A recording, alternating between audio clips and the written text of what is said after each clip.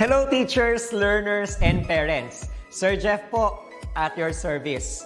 Alam nyo ba na meron tayong website na tinatawag na DepEd Commons?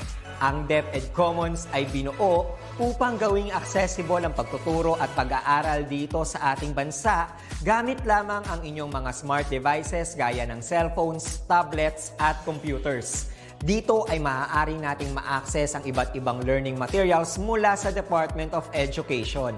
Meron itong mga interactive materials, electronic self-learning modules, at instructional video lessons mula sa DepEd TV na tiyak na makatutulong sa pag-aaral ng mga mag-aaral galing ka man sa public o private school. Walang problema dahil welcome ang lahat dito. Para ito sa mga guro, magulang at mga mag-aaral mula sa kinder hanggang grade 12, alternative learning system o ALS, at pati na rin ang special education. At huwag kang mag-alala dahil kahit walang load ay maaari mong ma-access ang mga learning materials. Tama! Libre ito. Ang kailangan mo lamang gawin ay i-on ang iyong data at buksan lamang ang iyong browser at i-type ang commons.deped.gov.ph. Alam na ba ng iyong mga kasamahang guro o mag-aral ang tungkol sa DepEd Commons? I-share mo na ang video na ito upang matuto rin sila kung paano gagamitin ang DepEd Commons sa mabilis at napakadaling paraan. Muli, ito po si Sir Jeff at kita-kits po tayo sa DepEd Commons. Paalam!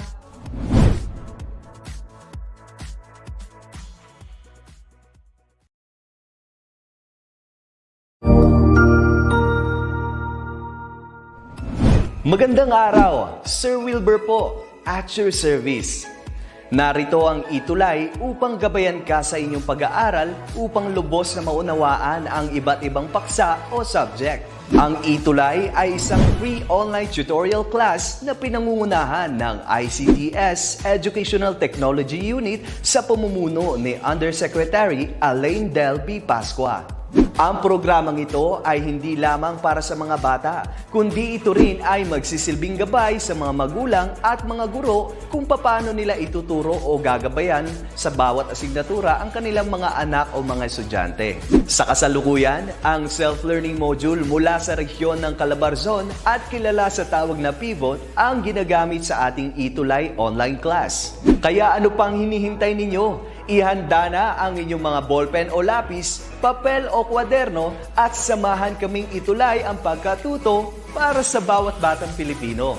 Sama-sama tayong magtutulungan para malampasan ang mga hamon sa panahong ito.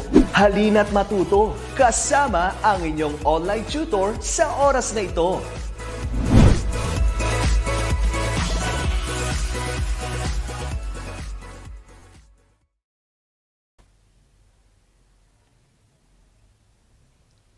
Magandang hapon po sa ating lahat. Magandang hapon sa ating mga guro, sa ating mga mag-aaral, at sa ating mga parents na nakatutok ngayong hapon sa ating ETULay online tutorial. Muli akong inyong lingkod para magbigay sa inyo ng mga kaalaman, especially sa ating grade 7 students, particular sa Science 7. So nakikita ko dito marami na ang mga nakatutok. Yan. So, patuloy niyong i-share ang ating DepEd ETULay online tutorial sa ating mga page, DepEd Edtech Unit, DepEd Philippines, DepEd Tayo, at pati na rin sa ating YouTube channel. So, kung kayo ay nakahanda na at ready na kayong sagutan ng ating grade 7 science module or particularly week 8, tayo ay magsisimula na sa ating pag-aaralan.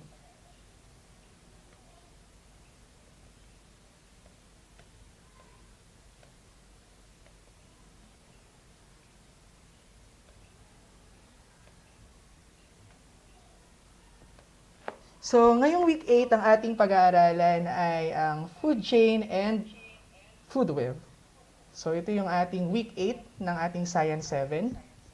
So, ano ba yung ating mga objectives? Ano ba yung mga kailangan nating matutunan ngayong araw?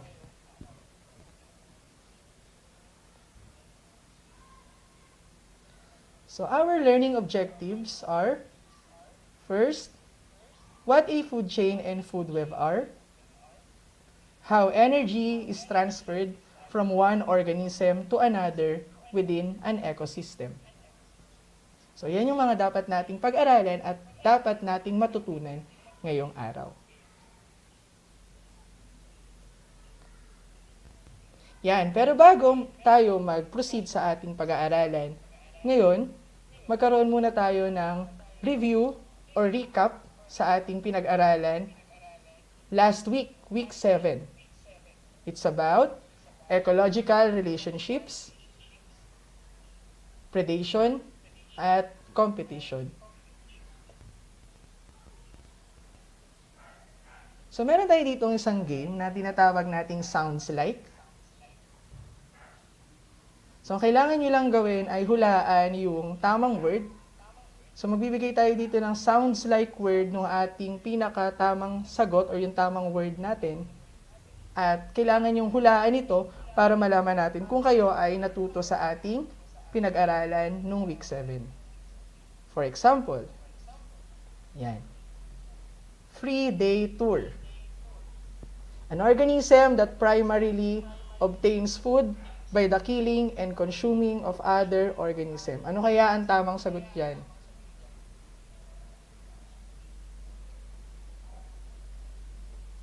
Today, yung mga organism na nakakakuha ng kanilang pagkain sa pamamagitan ng pag-consume at pagpatay ng other organism. Ano ang tawag sa organism na yan?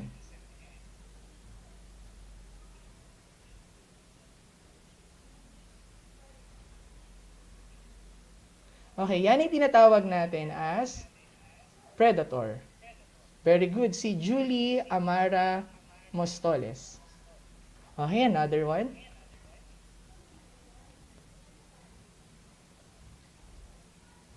Ito naman, yung ating second word. A kind of relationship where both organisms benefit from the relationship. Ano kaya yung proper word for that? Ito naman ay isang relationship na yung dalawang organism natin ay nagbe-benefit sa isa't isa.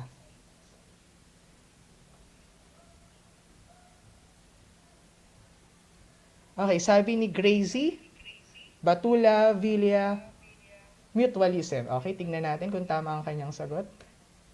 Okay, very good. Mutualism. Another?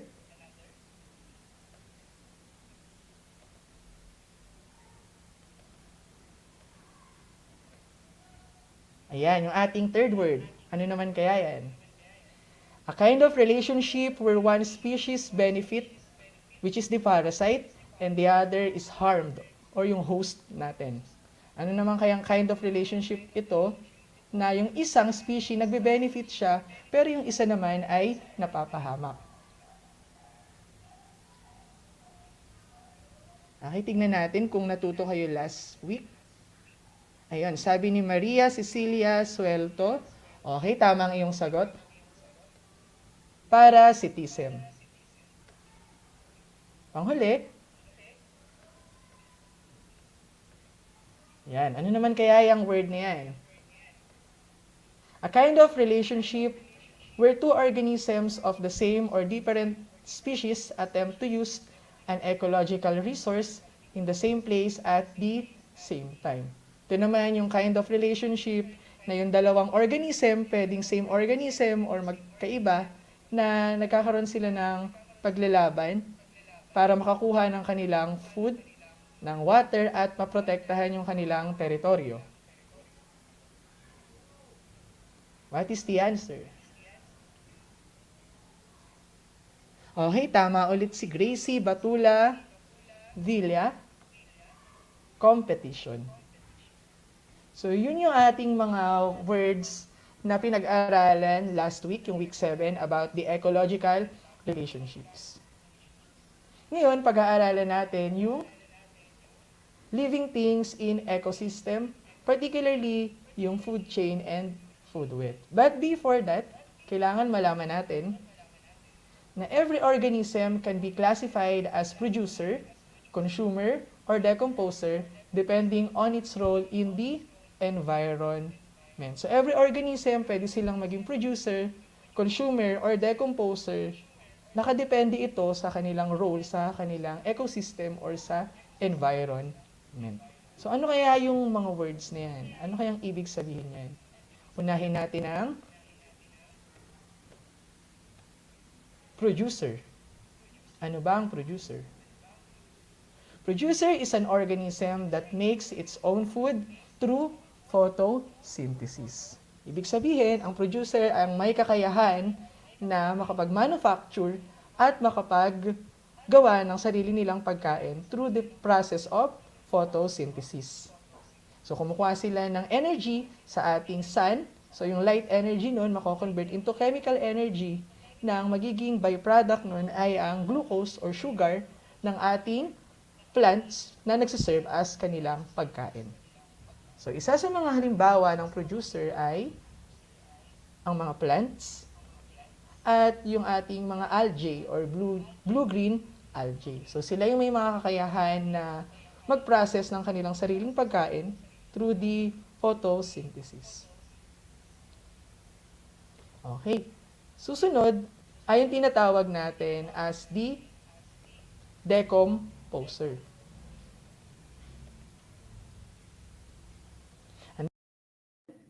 A living thing that breaks down the remains of dead organism. Ito naman yung mga living thing natin na nakakakuha sila ng pagkain dun sa mga patay na organism, yung mga leftovers nun. Halimbawa ng ating decomposer, yan, yung mga bacteria. So, dun sila nabubuhay sa mga patay na organism, dun sila nakaka-obtain ng pagkain. Earthworm, pati ang mushroom, ay mga halimbawa ng ating decomposer. So, tandaan, pag decomposer, sila yung mga living thing na nakakuha ng pagkain sa mga leftover dead organisms. Ikatlo ang ating consumer. Ating consumer is a living thing that obtains energy by eating other living things. Ito naman yung kind ng organism na nakakakuha sila ng pagkain or nakaka-obtain sila ng energy by eating other organism. Or sila yung mga kumakain din ng meat. So, yun yung pagkakaiba ng decomposer sa consumer. Yung consumer, kaya niyang kumain ng iba pang organism, especially yung mga meat. At sa decomposer, sila naman ay sa mga dead organisms. Ang producer naman natin ang kaya o may kakayahan na mag-obtain ng pagkain through the process of photosynthesis. At ang consumer ay nahati sa tatlo. So we have the three types of consumer: the herbivore, the carnivore, and the omnivore. So ano kaya ang pagkakaiba nitong tatlo? Unahin natin ang herbivore.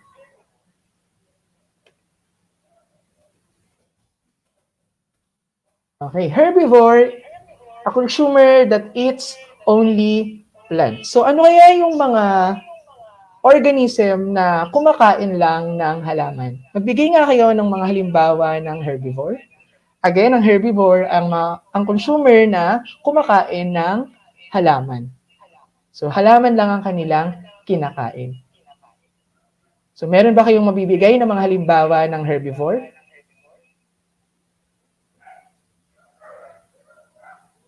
So, sa mga nakikita nyo sa inyong environment, ano ba yung mga hayop or yung mga consumer na kayang kumain ng halaman or plants? Okay, very good si Gina Mendoza. Carabao daw, sabi niya. Okay, very good. So, ito yung ilan sa mga halimbawa. Yan yung ating giraffe, rabbit, at horse ay mga halimbawa ng ating herbivore. Or, tama din si Jean Mayer, lingad, cow. Okay, very good. So, alam na alam nila kung ano yung mga organism na example ng ating herbivore.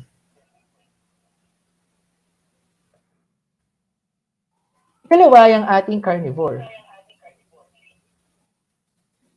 Carnivore naman ang kumakain ng other animals or ng meat.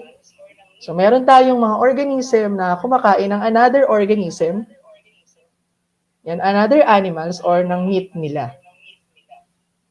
Ano kaya ang mga halimbawa ng carnivore? Mag-isip kayo ng mga hayop, organism na kumakain din ng another organism, especially yung mga meat.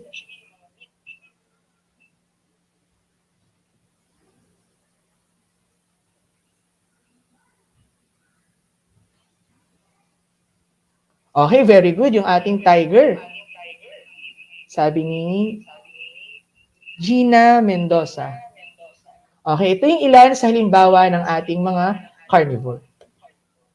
Shark, lion, eagle, yan, ay mga halimbawa ng ating carnivore. Sila ay kumakain ng other animals or kaya yung mga meat ng ating animals. So, yan yung ating carnivore.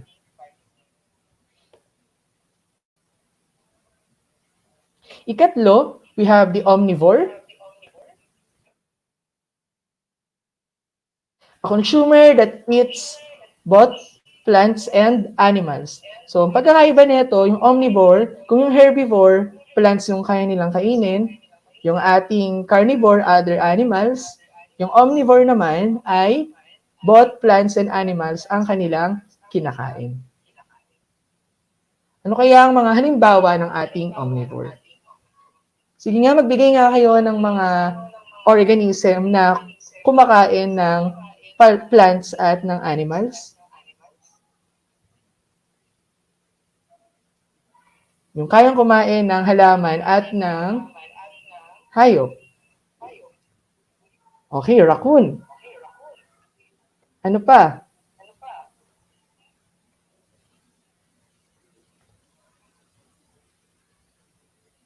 Ito pa yung mga halimbawa ng ating omnivore.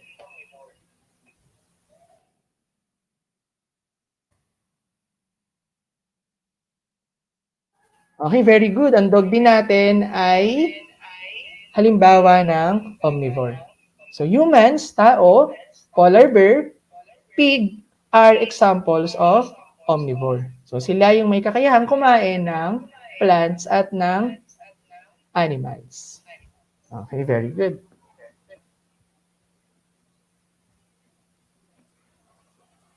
Okay, ngayon magkaroon muna tayo ng pagsasanay kung alam niyo talaga yung pagkakaiba ng herbivore, carnivore, at ng omnivore. Okay, is this animal a herbivore, carnivore, or omnivore? Okay, first picture. Yan, yung ating chicken. Ang chicken ba ay herbivore, carnivore, or omnivore? Ano kaya ang mga kinakain ng chicken? O di ba pag nakikita niyo sa mga tatay niyo, may mga alaga silang chicken, ano kaya yung kinakain nila? Halaman lang ba? Animals lang ba? Or both plants and animals? Ang chicken ba ay herbivore, carnivore, or omnivore?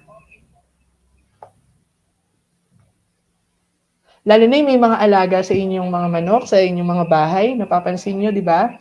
May mga kinakain ng ating chicken. Okay, ang chicken ay isang halimbawa ng omnivore. Ang chicken ay kumakain ng halaman at ng animals. So, kaya niya kumain ng both plants and animals. Pangalawa, yan, yung ating cow. Ang cow ba natin ay herbivore, carnivore, or omnivore?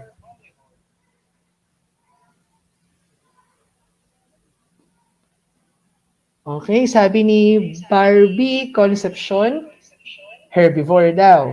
Okay, tignan natin kung tama ang kanyang sagot.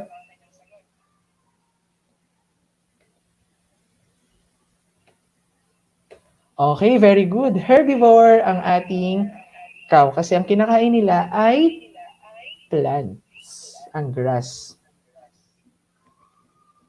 Okay, next natin. Sheep. Siguro naman nakakita na tayo lahat ng sheep. Or kung hindi natin nakita sa mga pictures, ano kaya yung mga kinakain ng ating sheep? Siya ba ay halimbawa ng herbivore, carnivore, or omnivore?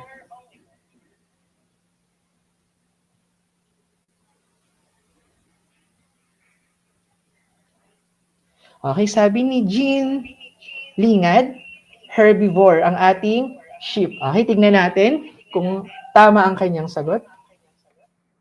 Okay, very good. Ang sheep ay isang example din ng ating herbivore. How about yung elephant? Ang elephant ba natin ay herbivore, carnivore, or omnivore?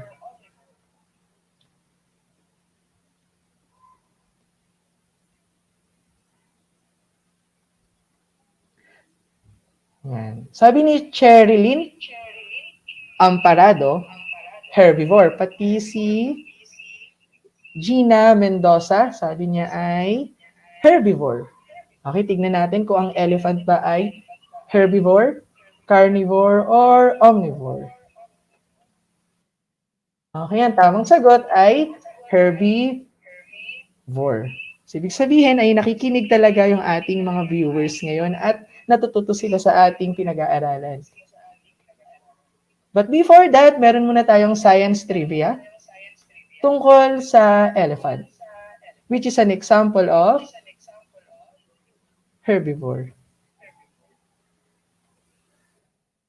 Okay, so did you know that elephants are the only mammals that can jump?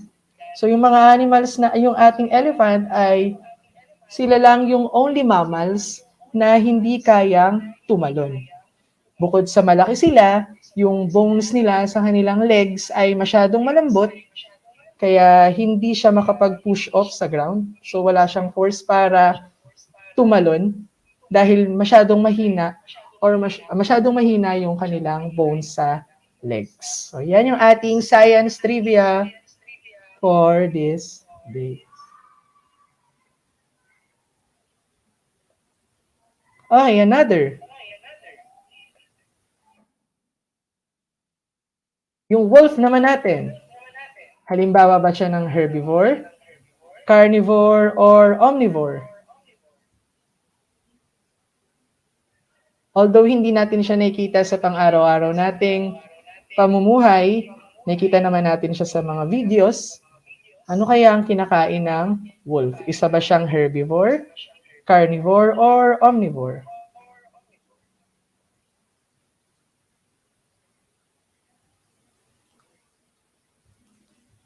Okay, sabi ni Zul Campos, the second, carnivore. Okay, tignan natin kung tama ang kanyang sagot. Okay, very good. Ang wolf ay isang example ng carnivore. Ngayon ay dumako naman tayo sa food chain, which is the particular lesson natin ngayong araw.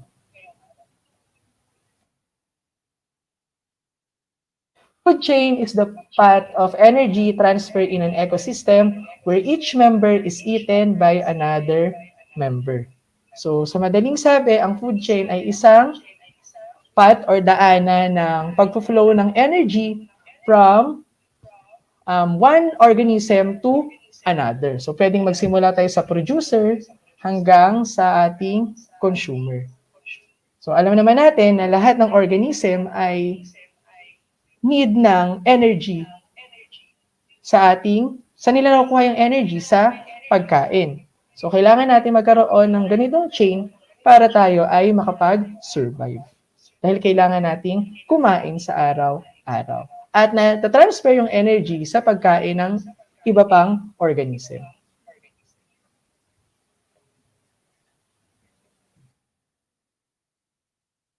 Ayan, paano ba ang proseso ng food chain?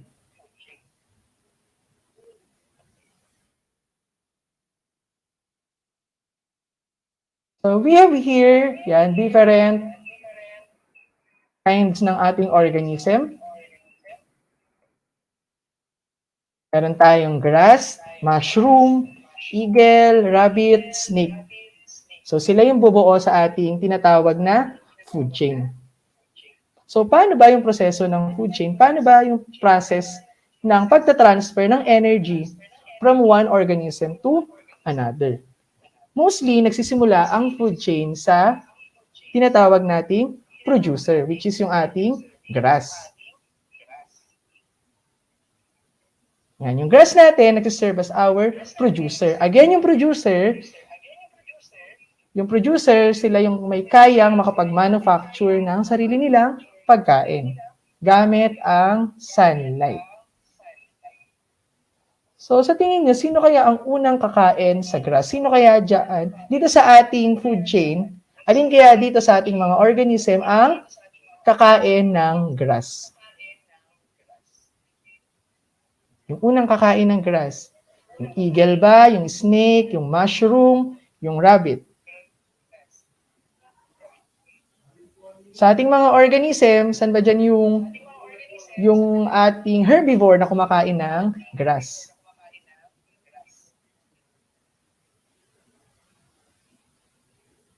Is it yung snake, yung eagle, yung mushroom, yung rabbit?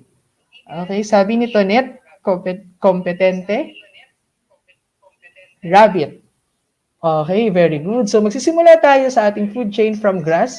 Ngayon, matatransfer yung energy dahil kinain ng rabbit yung grass sa ating rabbit. So yung rabbit, yung nag-serve natin as the primary consumer. Sinabi nating primary, yung unang kakain.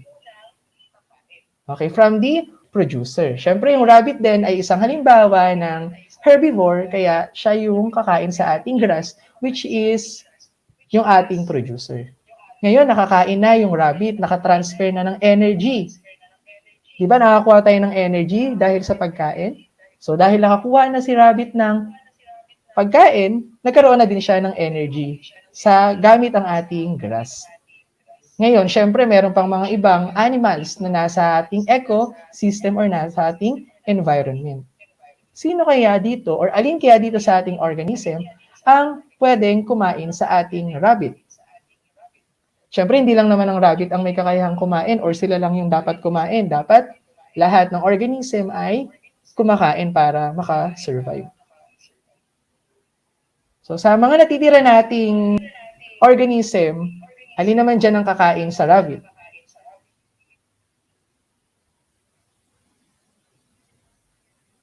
Okay, very good ulit sila. Tonet, Gina, Jean.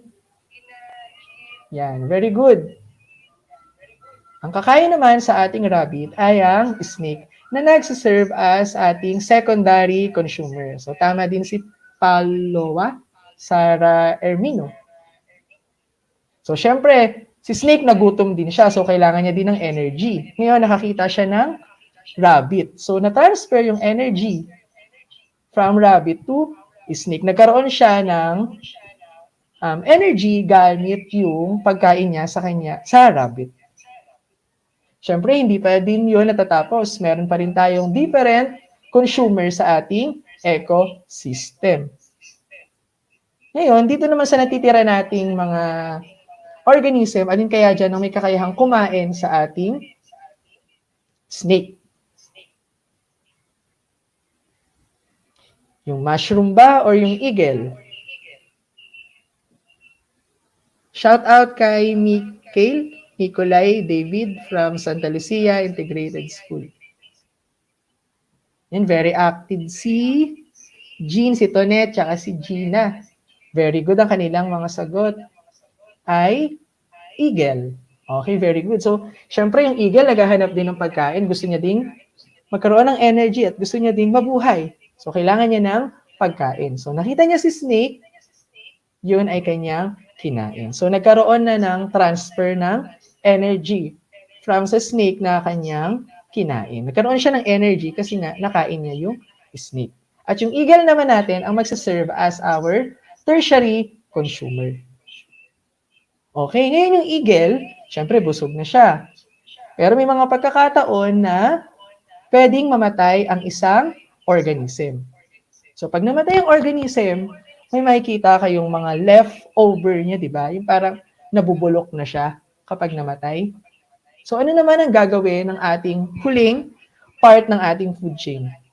Okay, yung ating mushroom, which is ating decomposer. From the word decomposer, sila naman yung kakain ng mga, makakuha sila ng food from the leftovers ng ating dead organism. So pag si eagle namatay, yung dead body niya or yung leftover ng kanyang dead body ay si mushroom naman ang mag-decompose. So meron pa rin silang relationship. So kailangan pa rin ni mushroom na kumain para magkaroon ng nutrients at para sila ay lumaki. At makukuha niya yon sa ating tertiary consumer, which is yung ating eagle. Yan, ganyan ang cycle ng ating food chain. Isang flow lang or isang cycle lang. Paano naman nakakatulong si mushroom kay grass? Yan. Kasi dito mapapansin nyo, si mushroom din ay makakatulong kay grass. Sabi nga dito, si mushroom ay isang decomposer. So, kaya niyang mapabilis ang pag-decompose sa ating eagle. Ngayon, syempre, yung pag-decompose niya, makakuha siya ng nutrients at masasama yun sa ating grass. At ang grass, makakakuha din ng nutrients sa ating mushroom. Kasi ang mushroom, ang primary function niya ay mag-decompose. Yan. So, yan yung ating cycle ng food chain. From the producer to the other, yung pinaka-last natin, which is the decomposer. Ngayon, syempre, ang mga consumer natin, hindi lang naman isa ang kanilang kinakain na organism. Kumakain sila ng 2, 3, or higit pang organisms. Kaya nagkakaroon ng tinatawag na food web. Ano naman ang food web? Okay, yung food web naman natin,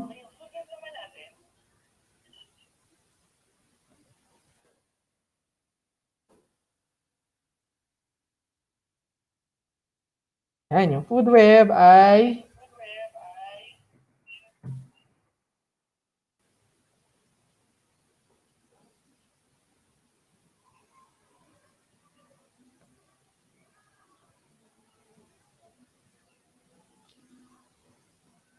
ano ulit ang food web? Ang food web ay overlapping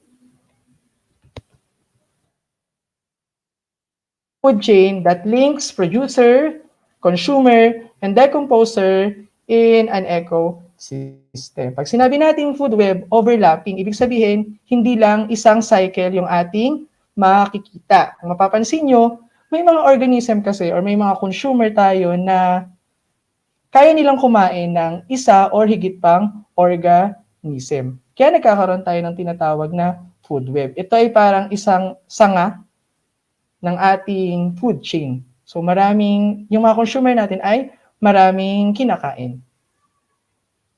Ano ang mga halimbawa ng ating food chain?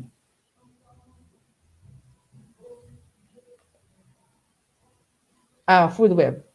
Okay, dito mapapansin nyo, meron tayong different na naman sets ng ating organism, ng ating mga consumer. Yan. We have yung ating owl, yung fox, mouse, yung acorns, grass, and rabbit. Nabubuo sa ating food web. Okay, syempre magsisimula muna tayo sa grass. So, alin kaya dito yung mga kumakain ng grass?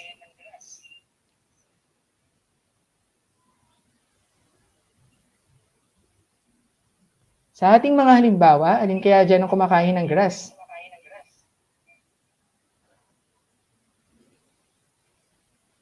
Okay, very good. Yung rabbit, nakita na natin kanina sa food chain, at yung ating mouse. So, sila yung primary consumer natin. Okay, very good si Tonet. Rabbit and mouse. Yung acorn naman, sino naman ang kumakain ng acorn? Okay, yung ating mouse. Ngayon, doon naman tayo sa mouse. Nakakain na yung mouse. Nabusog na siya. Nagkaroon na siya ng energy. Dito sa ating mga halimbawa, alin naman dyan ang kumakain ng mouse?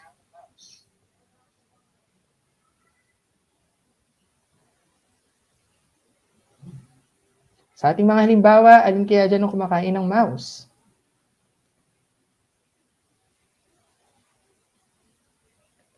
Okay, very good. Yung fox at yung ating owl. So sila yung mga kumakain ng mouse.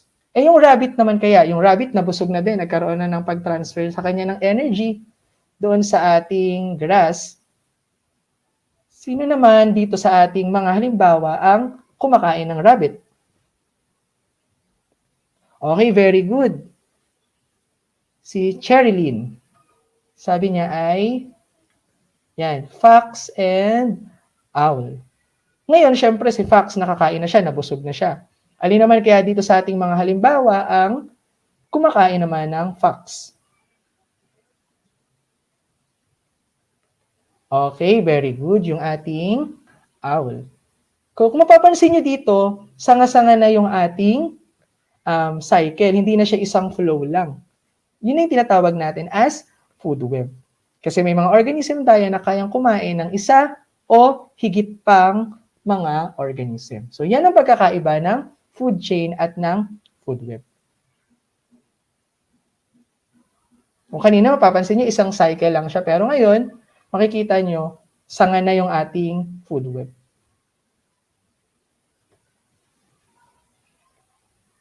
How food chain and food web affects other organisms. So paano kaya nakaka-apekto yung food chain at yung food web sa ating organism?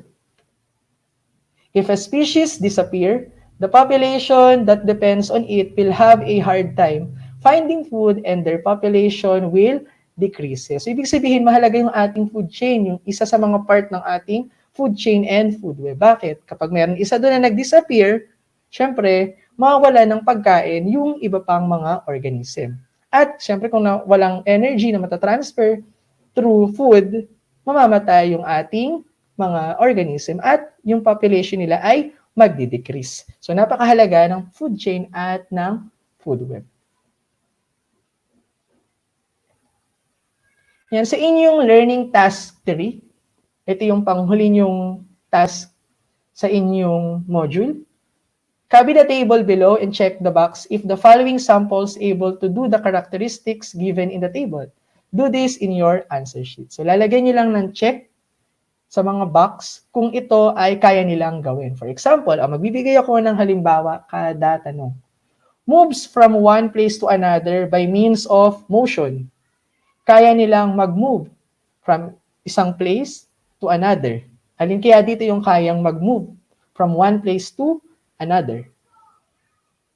Is it yung nara, yung pencil, lizard, rock, crabs, paper, or fish? Alin kaya dyan yung kayang makapag-move, gumalaw from one place to another?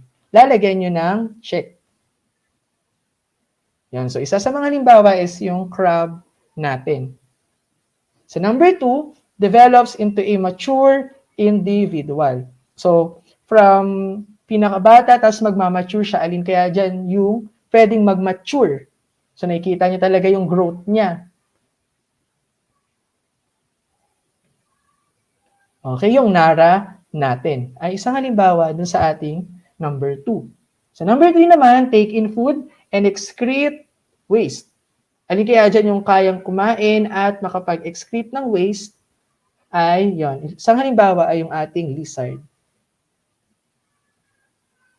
Alin naman dyan yung may kakayahang makahinga? At yung makapag-reproduce ng kanila, makapag-reproduce kahit sexual or asexual reproduction. So, lalagyan nyo lang ng check yung mga given dito kung siya ay nararapat dun sa ating mga tanong. So, kahit ilan yan, basta sumasagot dun sa ating tanong. Okay? So, sa breathe, kaya ng fish mag-breathe pag merong water, di ba? Sir, pwedeng makahingi ng PowerPoint. Okay po, bibigay ko po sa inyo after this. Reproduce its own kind. whether sexual or asexual. Okay, yung ating lizard. So, di ba madali lang yung ating learning task 3. Lalagyan nyo lang ng check lahat ng mga sumasagot dun sa ating tanong. Okay, yun yung ating end ng discussion for this day. Sana ay may natutunan kayo sa ating pinag-aralan ngayon. Muli, patuloy kayong makinig at mag-share, manood ng ating mga DepEd ETULay online tutorial. Ako ngayon lingkod, Tutor Renzel, na magbibigay sa inyo ng kaalaman sa Science 7. Muli, maraming salamat sa inyong lahat.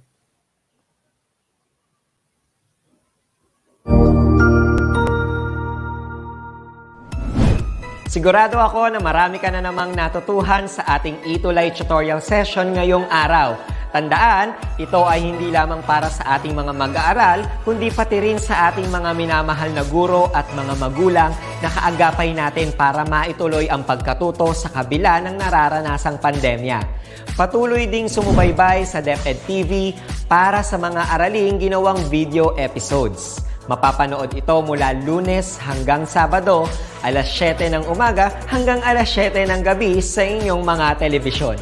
Abangan bukas mula alauna ng tanghali ang iba pang aralin sa ating ETULay free online tutorial session sa English. I-like and subscribe at manatiling nakasubaybay sa ating ETULay tutorial session sa DepEd Edtech Unit FB page at Educational Technology Unit channel sa YouTube at sa DepEd Tayo at DepEd Philippines social media accounts. Paalam!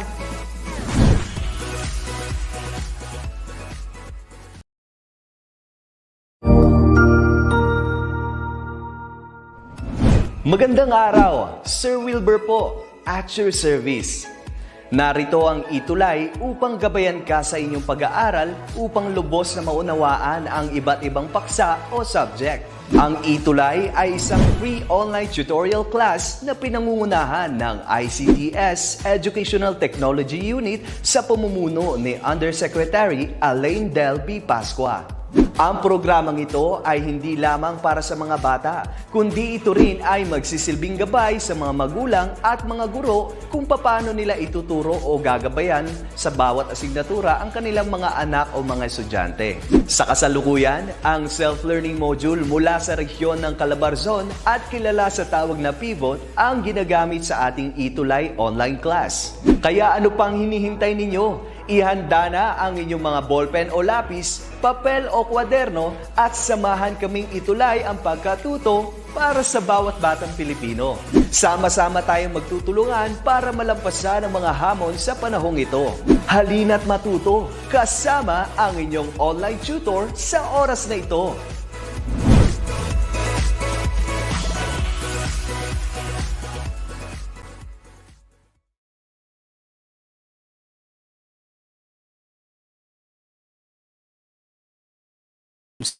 I'm sorry, naka-off pa pala yung mic ko.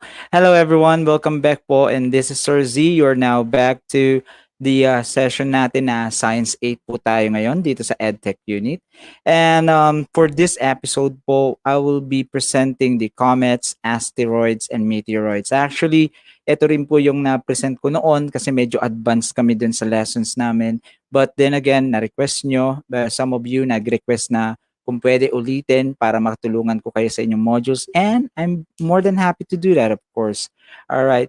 So, I am Sir Z, Science 8 every Monday. That's 1:40 p.m. po tayo hanggang 2:20 p.m. And hopefully, magkasya yung time natin ngayon para ma-discuss natin lahat yung mga kailangan nyo. Lalo, not only para sagutan naman yung mga modules, but also, syempre, para talaga matutunan natin ang mga bagay-bagay tungkol sa topic natin ngayon. Okay? Sabi ko nga, we will be discussing yung comets, asteroids, and meteoroids. Right? And ang ating pinagbasehan na modules ay itong ating pivot module mula sa ating DepEd Calabarzon. So, but kung hindi man po ito ang inyong hawak sa mga ibang nanonood, don't worry, parehas lang naman po yung topic natin, ay yung content, at yung mga questions. Okay? So, hopefully, may marami kayong matutunan sa session natin ngayon. Alright? So, para sa pivot po natin na module, tayo po ay pupunta sa page 34. Okay? Kasi dun po siya nakalagay sa ating module. Let me lipat nga po muna ako dito sa ating comment section para makita ko yung mga gustong magtanong sa atin. Okay? Alright, sa page 34 po, ang topic po natin nga ay comets, asteroids, and meteoroids. Sa screen po natin, makikita natin kung ano yung maaasahan nyo sa akin, which is what to expect.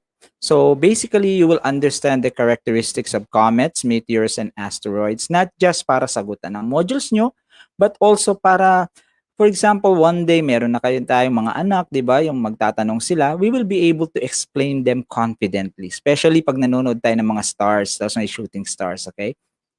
And what is expected? Ano naman yung dapat nyong matutunan? Sabi dito, compare and contrast the comets, meteors, and asteroids. So pagkukumpara, predict the appearance of comets based on recorded data of previous events. So not much. Let's not focus on that. And explain the regular occurrence of meteor showers. Bakit nga ba merong meteor shower dyan? Yung mga nanonood ng Meteor Garden dyan, di ba? Doon kinuha yung title na yun eh. And just in case na hindi ko mabasa lahat ang mga questions po ninyo, which I love to do, you may also reach out directly to me through Messenger via Facebook. So yan po yung aking pangalan, Christian Zulueta, Sir Z. Yung may Sir Z po, no? Kasi may mga kapangalan pala ako. Hindi ko alam. Alright. So let's go. Ano nga po ba ang comets and asteroids? First things first po na nandun sa ating module ay yung salitang NEO, Near Earth Objects. Okay? So bakit sinabing Near Earth Objects ang mga asteroids and comets? Kasi originally po, ang ating closest object sa space malapit sa Earth, yung ating moon, which is our satellite. Lagi po siya nandyan, di ba? So there are times naman na may dumadaang mga comets. Okay? So, binigyan nila ng classification yung mga yon. So, pag lumapit sa Earth, sinama na nila sa classification near Earth objects ayon sa mga astronomers and scientists natin na nag-aaral ng space. Okay? Tapos, bigyan natin ng malalim na explanation kung ano itong comets and asteroids. Mamaya, may video po akong ipapakita sa inyo kung paano nabuo itong mga ito. Okay? Kasi may nagtanong sa aking estudyante, Sir, saan po ba galing ang comets and asteroids? Galing po ba ito sa ibang galaxy? Yung mga ganon? Hindi. Actually, galing sila dito rin sa ating solar system na makikita nyo mamaya kung saan. Okay? Sabi dito sa ating screen, comets and asteroids are debris. Sa Tagalog, dumi or kalat. Pero hindi naman eksaktong dumi lang at kalat lang, kundi dumi at kalat na nanggaling sa isang pangyayari. Halimbawa, di ba, pag may pumutok na bulkan o kaya nag-earthquake, ang daming kalat. Ang tawag doon debris. So itong ating comets and asteroids, galing din sa mga kalat ng isang pangyayari. Okay? Sabi niya rin dito, sa second line natin, remnants from the formation of the solar system 4.6 billion years ago. Huwag nyo na masyadong isipin yung 4.6 billion years ago. Okay? Ang main idea na lang natin dito is, galing siya doon sa time na ginagawa pa lang ang solar system or nabubuo pa lang yung solar system. Okay? Excited na ako makipakita sa inyo yung video para magkaroon tayo ng mas malinaw na idea. But sa last line natin, scattered particles that were not able to form into planets. So, yun. Okay? So, yun ang magiging makikita nyo mamaya. Ang asteroids and comets pala ay same material with the planets. Kaya lang, nabuo yung mga planeta, sila yung natira. Okay? So, mamaya, tingnan natin. Sabi dito sa ating screen, comets and asteroids originated from the birth of the solar system believed to be from a dying star that exploded under the theory supernova. So, ano yung supernova? Unang-una class, theory lang ito kasi syempre wala pa namang tao noong time na yun. Iniisip lang nila na merong star na sumabog, tapos kumalat yung mga materials niya, pero katulad na napag-aralan natin sa science, lahat ng object may gravity sa gitna. Okay? So, sumabog siya, tapos dahil sa gravity, hindi sila nakalayo. Hinila sila pabalik. Alam naman natin sa science, di ba? Na pag gumalaw ang isang bagay sa space, tuloy-tuloy ang paggalaw unless may puwersang pipigil. So yung gravity, hinila sila pabalik. pero lumaban sila. Kaya nagkaroon ng revolution. Ibig sabihin yung pag-ikot. Lumalayo sila, hinihila, kaya parang yung yoyo natin na umiikot, lumalaban yung yoyo, hinihila natin. Kaya umikot siya ng umikot. Okay? Tapos panoorin natin ito ngayon, yung video. Dito sa video ito, class, tapos na yung pagsabog ng star. Titingnan natin kung ano ang nangyari dun sa mga bagay na hinila pabalik. Okay? Alright. So let's go to this one. So sabi dito, creation of the solar system. Gawa po ito ni Bob Stanford, no? And yung CCO po, ibig sabihin Creative Commons. Kumbaga, libre nating mapag-aralan. Courtesy of Bob Stanford. So panoorin natin kung ano yung nangyari. Tandaan, sa videong ito, tapos na po ang pagsabog, okay? So nakikita nyo ngayon na umiikot yung mga particles na sumabog, di ba? And habang umiikot, hindi man natin nakikita, may mga bato-bato dyan na nagtatamaan. Imagine niyo yung clay na parang dinadagdagan nyo. So lumalaki na lumalaki yung mga bagay na yon. Ayun, merong po sumabog na yun. Yun na yung sun. Nabuo na yung sun. At patuloy na nadadagdagan yung mga bagay na lumalaki. Mga rocks na dadagdagan po siya. And then, sooner or later, syempre po, billions of years to Pero, ang tinitingnan natin yung parang fast forward na. At nabuo na yung mga planets. Yan yung sinasabi ko kanina. Diyan nang galing yung asteroids at comets. Sir, ang nakikita ko sa video, yung planets naman. Oo, yung planets, yun yung mga nabuo. Pero, merong mga natira. And take note umiikot sila. So, ibig sabihin yung mga natira, umiikot pa rin. Okay? Pero, hindi sila nakabuo ng planets. Ang tawag sa kanila ngayon ay mga asteroids. Paano yung comets? Mamaya, malalaman natin kung ano yung comets. Okay? Punta tayo sa susunod. Ito yung kanina class. So, lampasan na natin yan. Okay, pag-aralan natin itong nandito sa ating screen. Sabi niya, during the rotation and revolution, habang umiikot most debris impacted and successfully formed planets. So nakabuo ng planeta yung ibang mga bato. Okay? But other debris were not successful. Ibig sabihin, ikot sila ng ikot pero hindi sila nakabuo ng mga planets and remained in their rugged rocky forms. Mga bato pa lang sila. Still following the orbital paths of their original circling movement. Diba nakita natin kanina, umiikot-ikot sila. So, hindi sila nakabuo ng planets, pero nagpatuloy ang kanilang pag-iikot. Circling movement around the source of the gravity, which is now the sun. Okay? So, hanggang ngayon, ganun pa rin sila. Alright? May mga planets na nabuo noon, yung mga hindi nabuo, nandyan pa rin umiikot sa space at sila yung mga asteroids. Okay? Hanapin natin si Comet mamaya. Alright? So, this floating rocky debris class that are still suspended, nakalutang pa rin and following their orbits around the sun, nakabuo tayo ng tatlong bagay sa space na hindi natin nakikita. Okay? Number one, kilala nyo ito kasi nung elementary tayo, pinag-aaralan na natin to at may picture tayo noon nito, di ba? Main asteroid belt. Yan yung nakapaligid ng mga bato sa pagitan ng orbit ng Mars at saka Jupiter. Okay? Yung mga estudyante ko sa elementary na nanonood din ngayon in support, alam na nila yan. Yan yung mga batong nakaikot sa gitna ng Mars at saka orbit ng Jupiter. Ano naman yung Kuiper belt? Yung Kuiper belt class, parehas lang siya ng asteroid belt. Ang pagkakaiba lang, una, lokasyon. Bakit? Kasi nasa labas na siya ng 8 planets. Okay? Kung anong itsura ng asteroid belt, yun din ang itsura ng Kuiper belt. Kaya lang, nasa labas na siya ng 8 planets. Sila yung hindi nabuo sa labas. So yung asteroid belt, sila yung hindi nabuo sa gitna. Yung Kuiper belt, sila yung hindi nabuo sa labas. Nanatili silang mga rocks. Okay? Ano naman yung Oort cloud? Imagine natin yung Oort cloud kapag may sumabog, yung pinakamalayo. Okay? Yung kumalat na dumi na pinakamalayo. At dahil hindi na sila masyadong mahila ng gravity sa gitna, nanatili sila doon.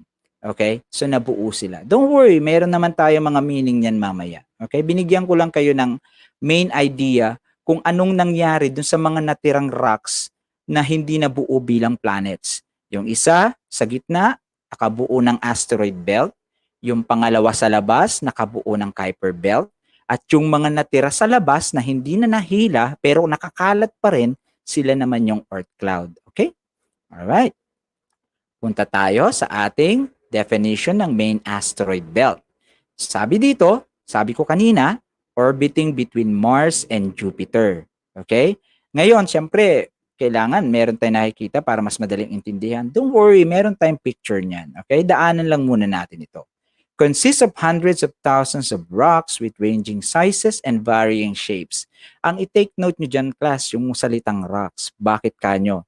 Kasi rocks din yung Kuiper belt at mga rocks din yung nasa Oort cloud. May madadagdag lang, okay?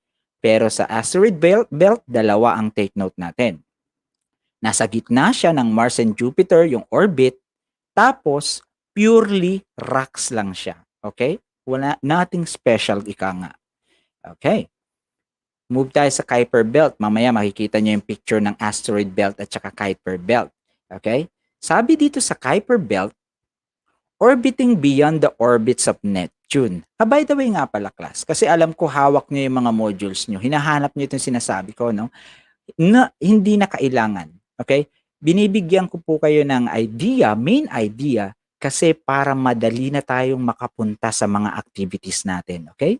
Yun ang mas mahalaga. Yung matutunan talaga natin ang main idea. Alright? Okay, so meron tayo dito si Lance Peña. Okay, from Alcala, SLIS. Hello? Alright, so sa Kuiper belt, orbiting beyond the orbits of Neptune, sabi ko na kanina, at ito ang pagkakaiba niya sa asteroid belt. Maliban sa nasa labas siya, basahin niyo yun nandoon sa screen, consists of icy rocks. Okay? Ano yung kanina sa asteroid belt? Rocky lang, rocks. Dito, icy rocks. Bakit?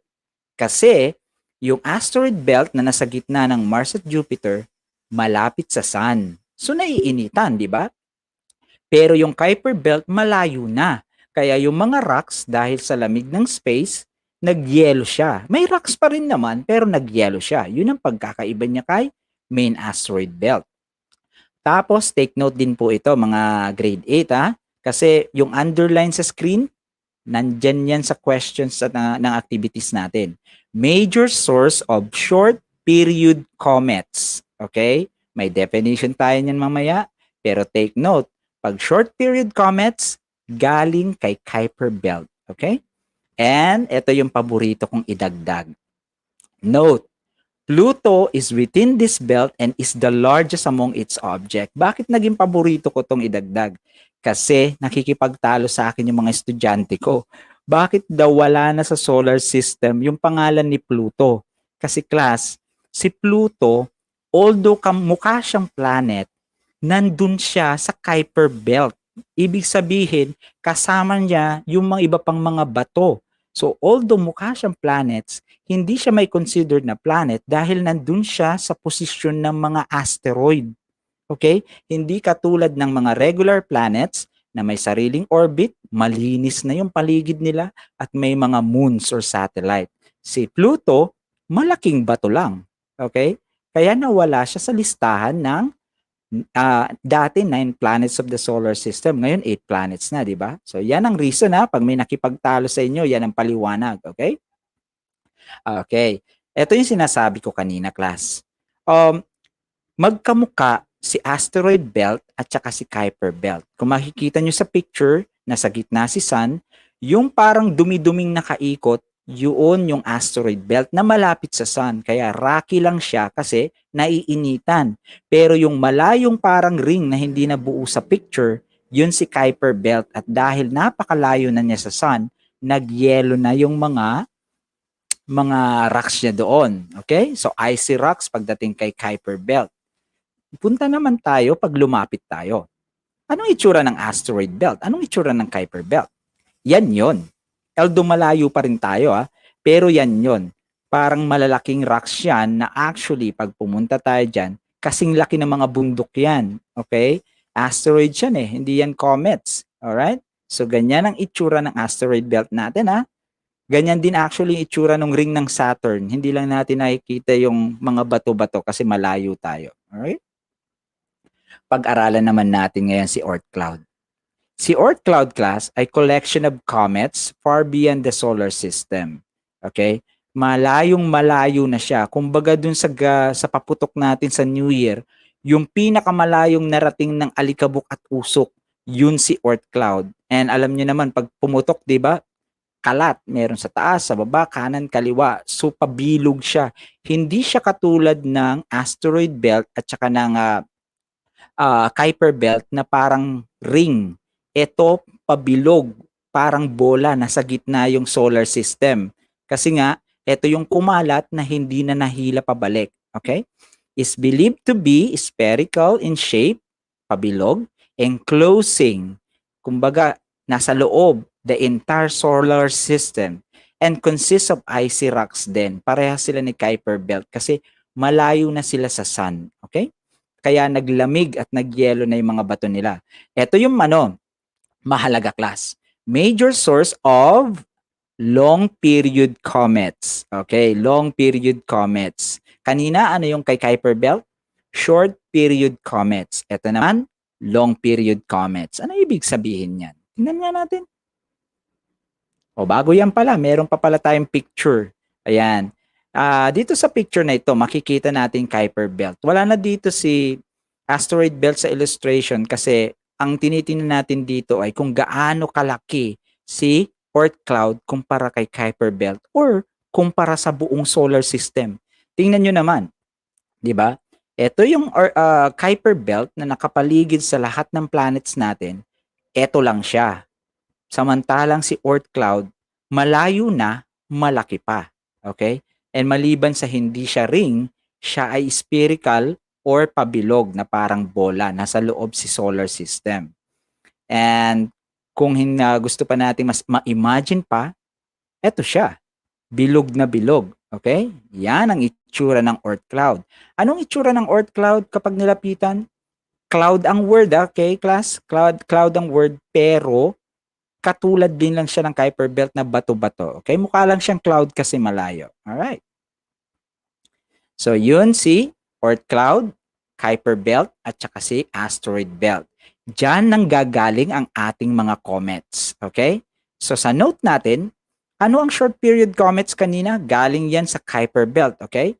Ang long period comets, galing naman sa Oort cloud. Ano ang pagkakaiba ng short at long? Sa short period, ito yung mga comets na sa loob ng 200 years, nakaka-orbit na siya sa sun. Okay?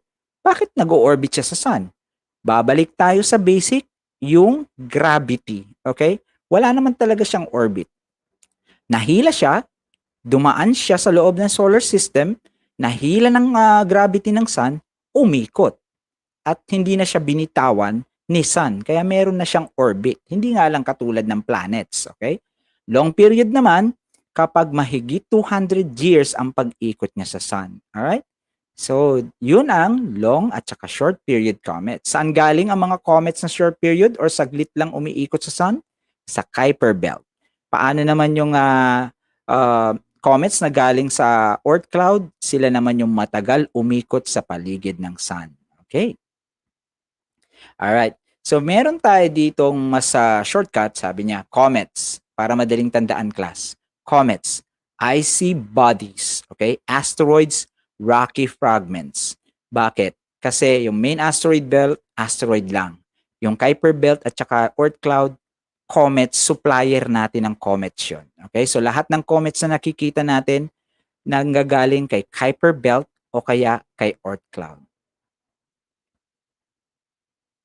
And isa pang pagkakaiba, class, na baka wala sa mga libro natin, ha? Comets are objects traveling the space, naglalakbay. Samantalang ang asteroids, these are objects floating in space. Okay? So, lumulutang ang asteroids, and then ang comets naglalakbay. Comets and asteroids, meron siyang irregular shapes. Tapos, meron siyang iba-ibang size.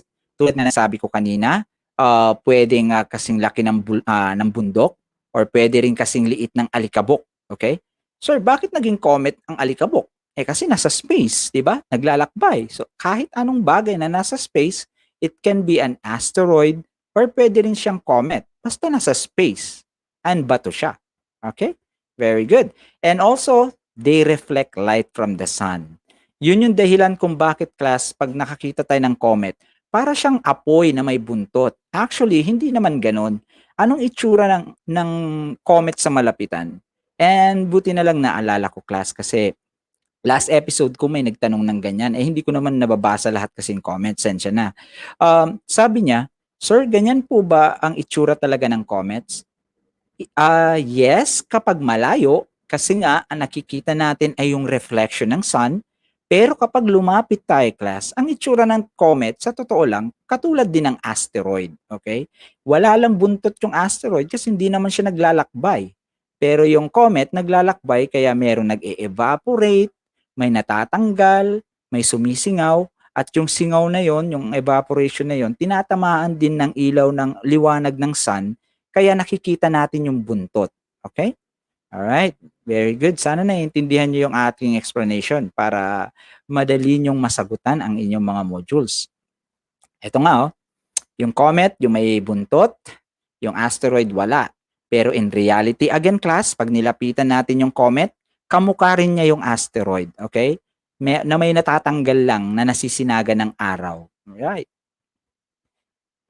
And this one, Table 1 dito sa inyong modules, nandito sa modules nyo ito, class, comparison of some characteristics of comets and asteroids. Just go and read them kung gusto nyo madagdagan ng inyong kaalaman. Pero, as far as yung pinaka-importante, ito yon. Okay? Ito yon. So, ang mahalaga dyan ay yung origin, yung comet galing sa Kuiper Belt o kaya kay Oort Cloud. Yung asteroid naman galing sa main asteroid belt natin, yung nasa gitna ng solar system na pumapagitna sa Mars at saka Jupiter. Ang chemical composition niya, yan, may ice sa comet, sa asteroid wala. And ito, nasa question ito ng inyong modules. Yung orbit. Yung comet, highly elliptical. Ano ibig sabihin ng elliptical? Yun yung shape na tulad ng yellow na nakaikot dyan, class. Yung parang pit-pit na oblong, yun yung elliptical. Yung asteroid naman, ang orbit niya ay rounded. Bakit? Kasi base sa ating solar system, yung asteroid, kinaklasify natin yung main asteroid belt, yung kasama ng 8 planets. Sumusunod yun tulad sa orbit ng planet. Pero ang comet, yan yung mga tumitilapon, tapos nahihila ng sun. Kaya iba ang itsura ng orbit nila, parang pit-pit na oblong. Okay? Yan. So, since may kopya naman kayo niyan, just go ahead and take note of this. Yung iba, kahit pang-scientist naman yung iba, so, ang mahalaga yung mga main ideas, di ba? Okay. Some additional facts lang ito, class, na nandyan din sa inyong modules, yung made of frozen ice, gas, and dust. Sa comet yon, Halley, yung 1, 2, 3, 4, 5, number 5. Halley is 1. Ito yung lagi natin napapanood sa mga YouTube at saka balita. Halley's Comet kasi pabalik-balik yan eh. Kaya nandyan siya sa listahan. And those other things, just take note of them just in case na gusto nyong madagdagan pa inyong kaalaman tungkol sa comets and asteroids. Okay? So, we're done with the comets and asteroids. Pag-usapan naman natin yung meteors. Ito, maganda ito kasi hindi lang tayo nag-aaral nito. Pati yung mga kinder nagtatanong tungkol sa meteors, lalo na paggabi at nakakita sila ng shooting star. Kaya dapat may idea tayo tungkol dito. Ano ba ang meteoroid? Meteoroid, class, ang general term. General term. Kumbaga, nasa labas siya ng space, palutang-lutang siya doon, meteoroid ang tawag. Sa ating definition, a small rock or particle debris in the solar system in between the characteristics of comets and asteroids. Hindi naman importante maging technical tayo sa meaning. Basta isang piraso ng bato, either mula sa comet or mula sa asteroid, pwedeng meteoroid yan. Okay? Depende yan sa mangyayari. Ito yung mangyayari. Okay? Again, pag lumulutang pa lang sa space na galing sa comet or galing sa asteroid, meteoroid ang tawag dito. So, sizes daw niya, tulad din ng comets and asteroids, it can be parang sinlaki ng dust, or kasing laki ng 10 meters, or hopefully not mangyari sa atin kasing laki ng bundok. Nakakatakot naman may malaglag na comet sa atin kasing laki ng bundok, di ba?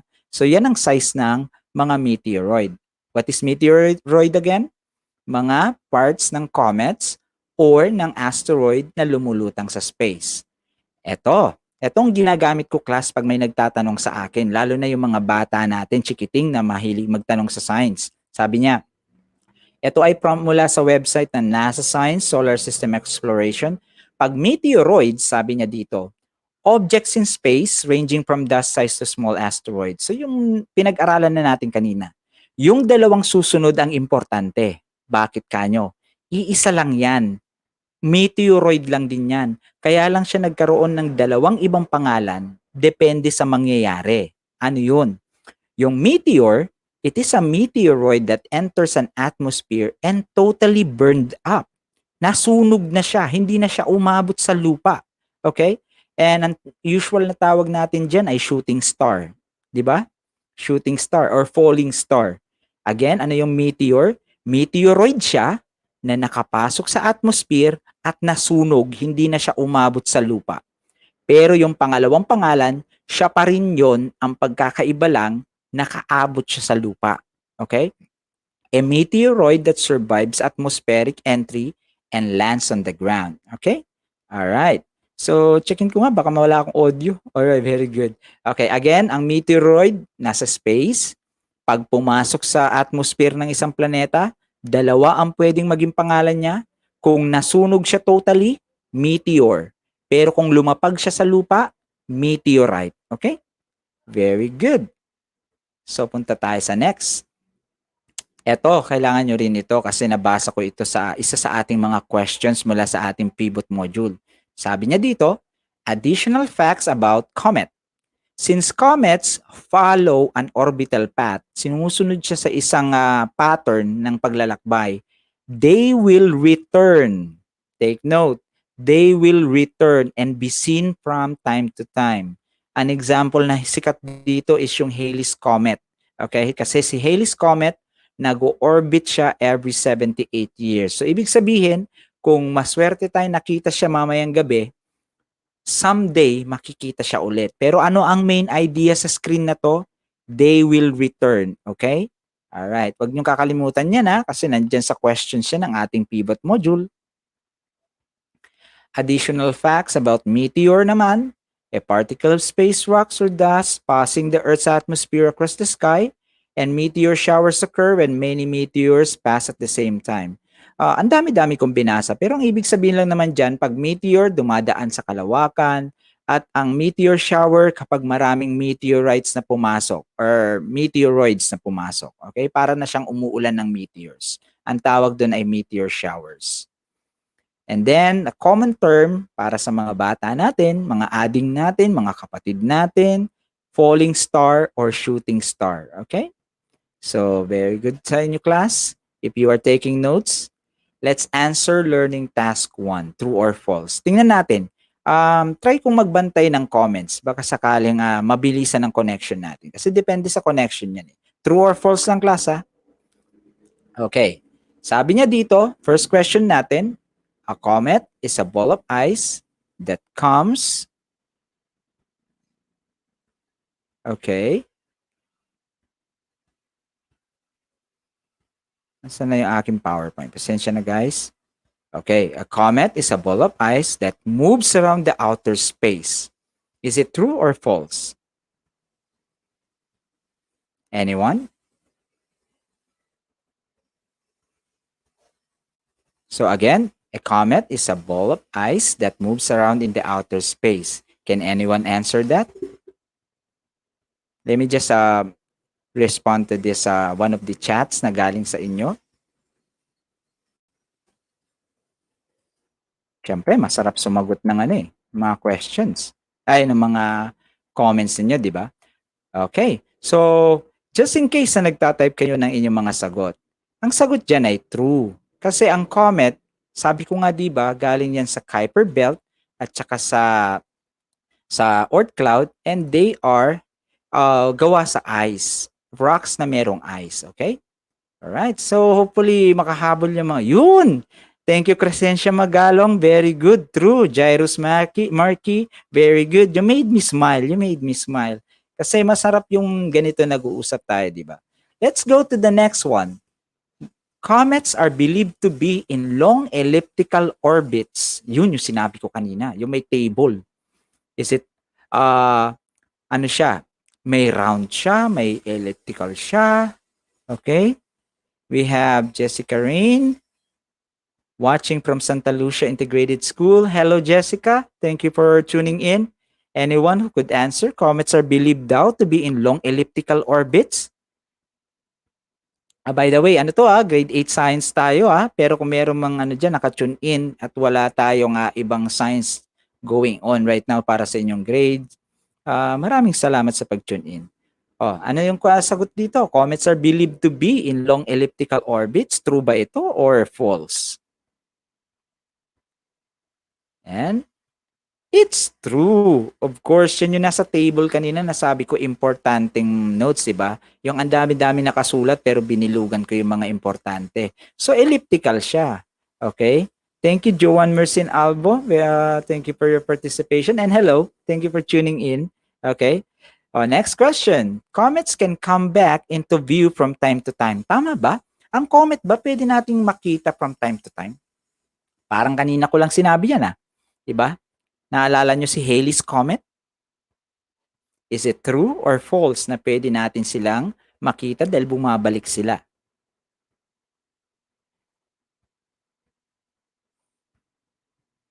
Anyone?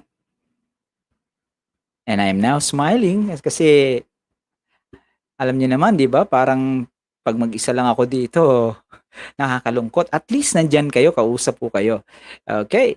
So for that question, class, we have it true. Kaya nga Halley's Comet, makikita natin ulit kasi after 70-something years, makikita natin siya ulit. Don't worry, these are just practice, okay? Good morning, good noon watching from SDO Butuan City. Hello, Ma'am. Hello, Elvira Estoque. Thank you for tuning in. And Sean, Alexa, Pamitan. Hello, guys. Okay, comets are the same with meteors. I'm gonna go with false. Oh, Clarissa Judith Daypuyart. Thank you. That is false. You are correct. Very good. And I do believe this is the last question na yata. Yes, asteroids orbit the sun. Kasi alam ko practice lang ito Are asteroids orbit the sun, guys? Come on. Just one more question. Joan Mercen, Albo, false. Dahil walang number, hindi ko alam kung para dito. It's true. Kasi nga, asteroids, class, meron tayong asteroid belt, Kuiper belt, at saka Oort cloud. Take note, pag sinabing nating asteroid belt, yung main asteroid belt lang Pero pag Kuiper belt at Oort cloud, comets na yung pinag-uusapan natin doon. That is true. Okay? Alright, ito na yung tutulungan ko kayo sa inyong mga learning tasks. Okay? Sa learning task number 2 class, punta kayo doon. Okay? So, actually, this one is divided into 3. Number 4 po. Thank you, Joanne Mercin Albo. Thank you so much. Nararamdaman ko may kasama ako. I'm so happy. Okay. So, learning task 2 class, actually, this is divided into 3. Okay? Ito yung una. So, ang gagawin nyo dyan is, magbigay kayo ng inyong sariling idea. Description, location, okay? So, hindi nyo naman kailangan itong sagutan ngayon kasi I'm just guiding you on how to answer your modules dyan sa bahay ninyo, okay? So, pwede nyo gawin sagutan to sa bahay nyo. Basta pagdating dito, ibigay nyo lang yung sarili nyong pagkakaintindi. I'm not sure kung tanggap yung Tagalog dun sa teacher ninyo. Ako kasi, mga super bata yung mga estudyante ko kasi hanggang natutunan nila at makapagbigay sila ng idea, okay na okay sa akin yun. Susunod dyan, class, ito, which is again, katulad nung kanina lang may box, ngayon ito wala. Pero same idea, explain nyo daw in your own words din ito. Okay? Again, homework ito, homework. Ito lang ang pagkakaiba. Ay may iba. Meron kayong pagpipili ang sagot. Okay? Asteroid, meteor, asteroid belt, meteoroid, comet, and meteorite. Yung ibang main idea sa discussion ko dito ko kinuha para madali nyong masagot. Okay? So, yan ang mga inyong gagawin mamaya. And then, mumove na ako kasi homework naman ito, class. Homework naman. Good noon din po, Ma'am Clarissa, Judith, Daypuyart. Good noon. Yung lunchtime kaya, paano kayo bumabati nun? Okay, sa learning task 3 naman, guys, ito na naman, express yourself. Dun sa bilog na comets, sabihin nyo lahat ng mga understanding nyo about the comets. Doon sa bilog ng asteroids, lahat na natutunan nyo about asteroids. And then dun sa gitna, comets and asteroids, ano yung similarity? Okay, ano yung similarity? So ganyan ang pagsagot sa learning task 3. Dito, eto, bago tayo magtapos, ito na yung last part, guys. Ito yung sinabi ko last time sa episode ko na medyo lang nagkapalit yung instruction. Okay? Tingnan nyo dito sa learning task 4, place a check mark in your answer sheet to indicate characteristics of asteroid, comets, and meteorites. Pero ang nakalagay, boxes. Samantalang dito sa susunod, merong table. Tapos sabi ng instruction, define the following terms in your own words. Actually, kinorek ko na po ito. Okay? Ibabaliktad natin. Imbis na yung learning task 5 ay define, ito na ata yung correction ko. Yes. Dito sa A, ito yung dating, anong letter to? Yun, letter E. Yung letter E nyo is actually letter A. Okay? So, lalagyan nyo ng check mark or define the following. Ito pala. Yan. Learning task 4, diyan kayo maglalagay ng check mark. Okay? Inayos ko na po yan. Medyo, kung parehas pa rin tayo ng original copy sa modules, baka mali pa. Okay? Pero, tingnan nyo na lang ito na yung may box na may asteroid, comets, meteor na column, ito yung may check mark dapat. Okay? And then, dito naman sa task 5 na merong mga maliliit na boxes na may words sa taas, ito naman yung magbibigay kayo ng sarili nyong idea. Okay? Again, dyan sa activity na yan, own ideas.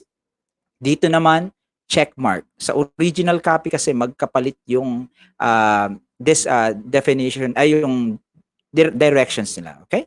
Alright. So, I hope you were able to learn a lot from me, guys. And I was able to explain this in a more simpler way para makatulong sa inyo sa inyong pag-aaral. Again, class, ako personally yung bang para lang makasagot sa modules. Pagdating kasi sa science, gusto ko talagang matutuhan ng mga estudyante yung main idea dahil paglabas natin ng pinto ng classroom, dapat ma-apply natin to in real life. Okay? All right. So well done, class. And for the meantime, again, for follow-up questions, you may add me, okay? Kasi every Monday naman tayo magkakasama sa Science 8, okay? So you may also reach out directly to me through Messenger via Facebook. And then, palipat-lipat yung aking PowerPoint. For a better future, education is the key and learning is everything. This is Sir Z once again, and thank you for your time. And I hope we were able to enjoy this time learning science with all of you. I'm your explorer buddy in this amazing world of science. Goodbye for now, class, and see you again next time.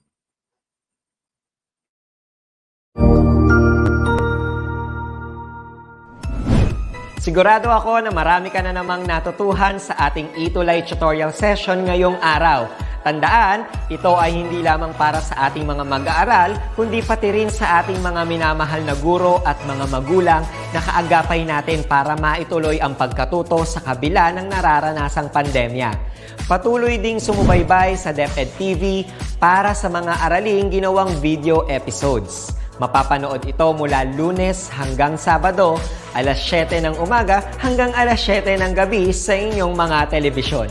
Abangan bukas mula 1:00 ng tanghali ang iba pang aralin sa ating ETULay free online tutorial session sa English. I-like and subscribe at manatiling nakasubaybay sa ating ETULay tutorial session sa DepEd Edtech Unit FB page at Educational Technology Unit channel sa YouTube at sa DepEd Tayo at DepEd Philippines social media accounts.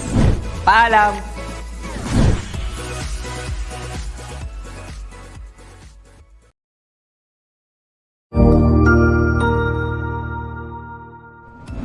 Magandang araw, Sir Wilbur po, at your service. Narito ang ETULay upang gabayan ka sa inyong pag-aaral upang lubos na maunawaan ang iba't ibang paksa o subject.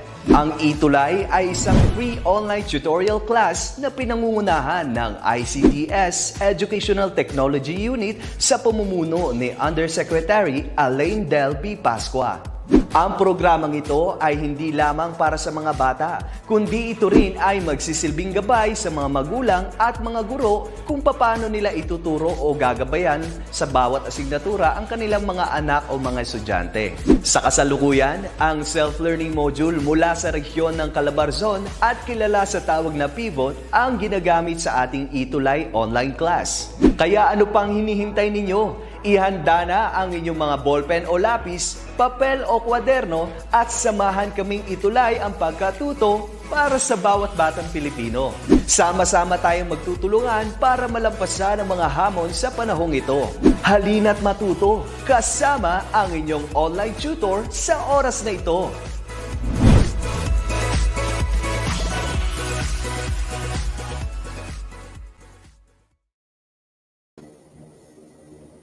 Ayun.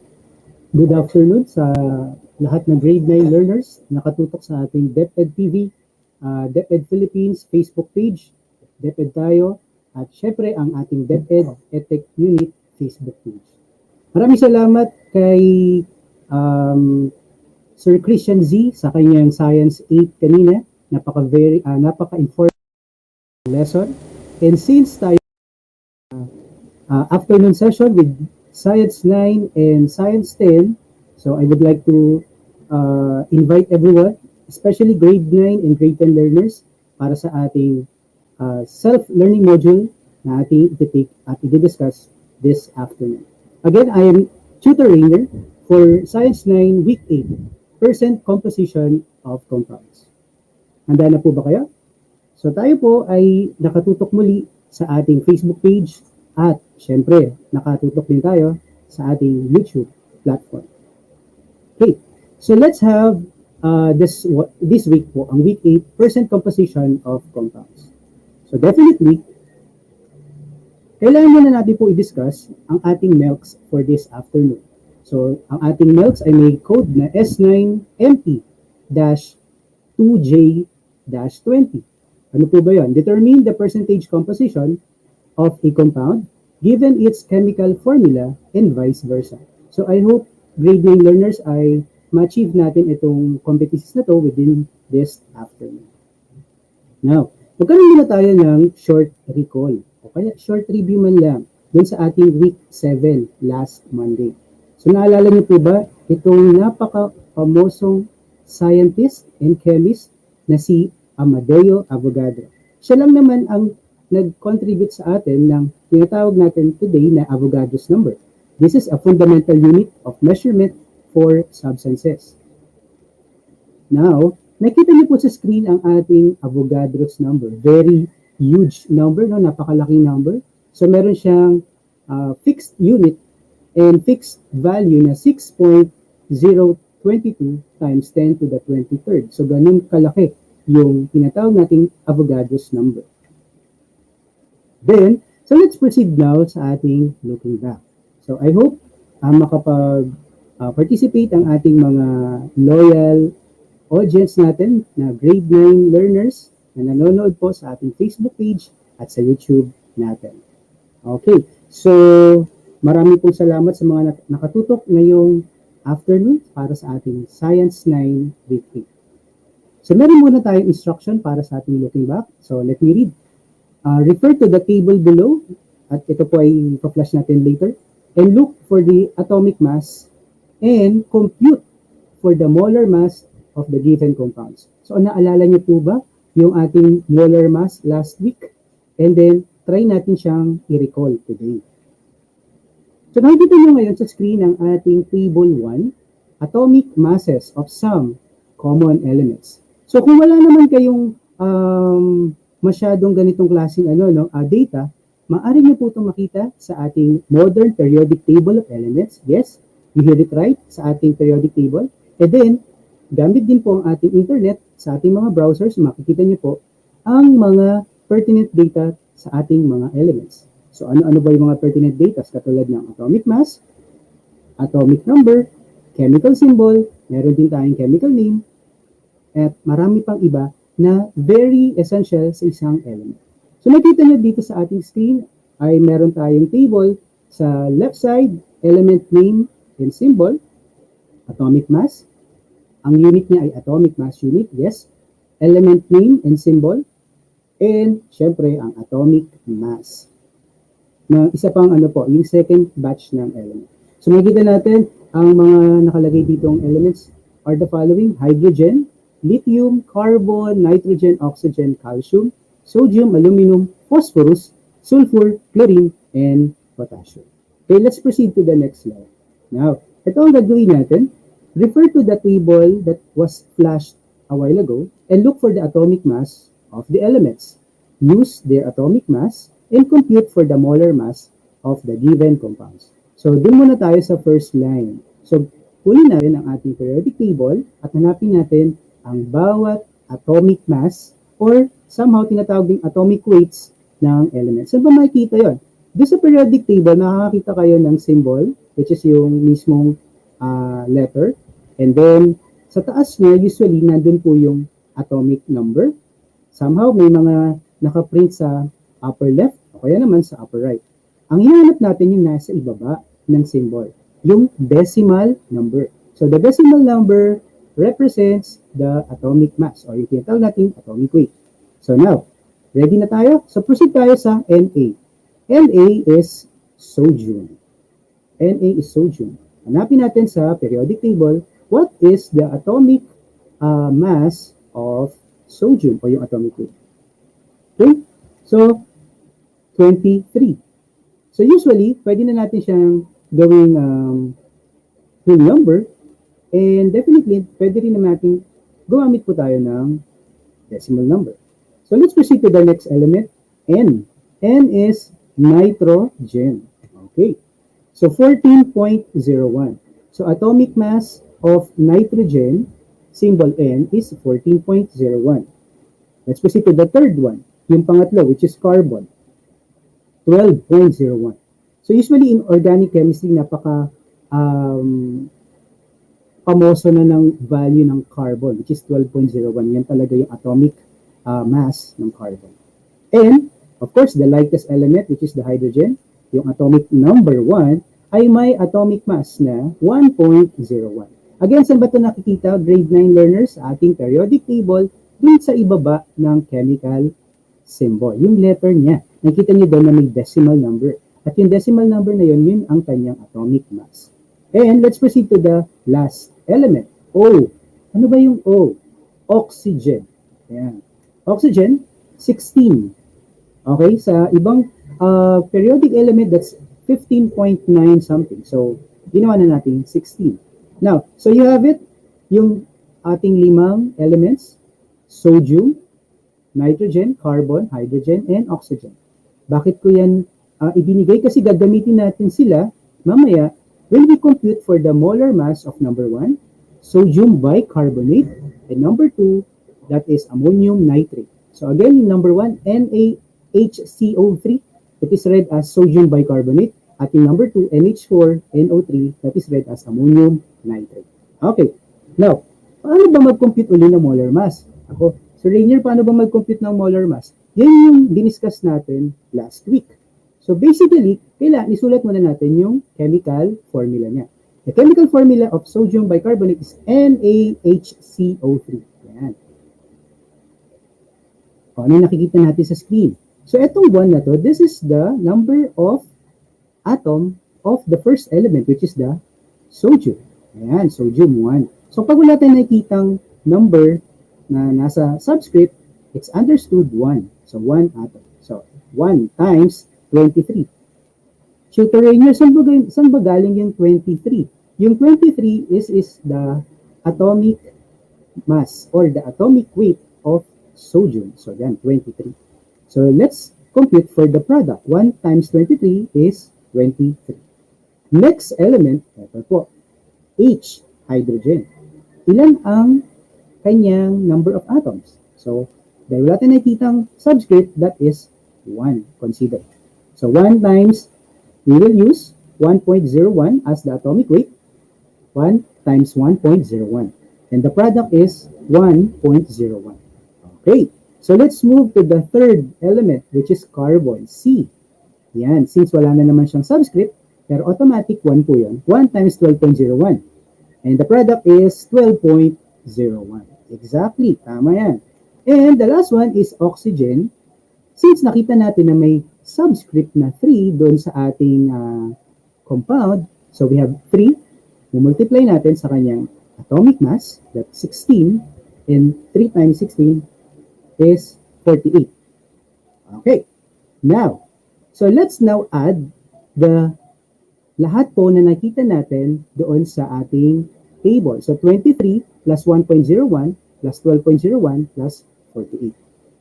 Again, huwag kalimutan sa ating elementary math, kapag tayo po ay nag-a-add, kailangan naka-align lahat ng decimal point. So since we are in grade 10, gamit na rin tayo ng calculator, madali na lang ang proseso na ito.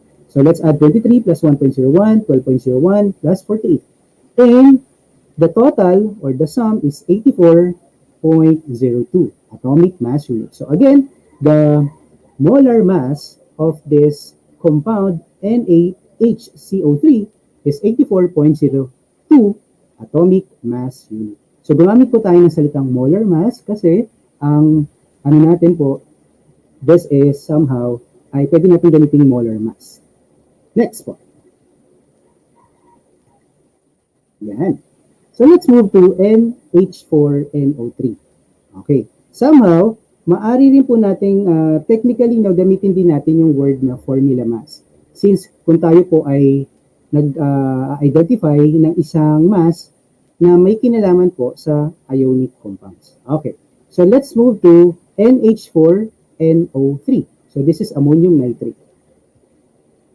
So again, kunin natin yung subscript, which is 1 times 14.01. So that's nitrogen, 14.01.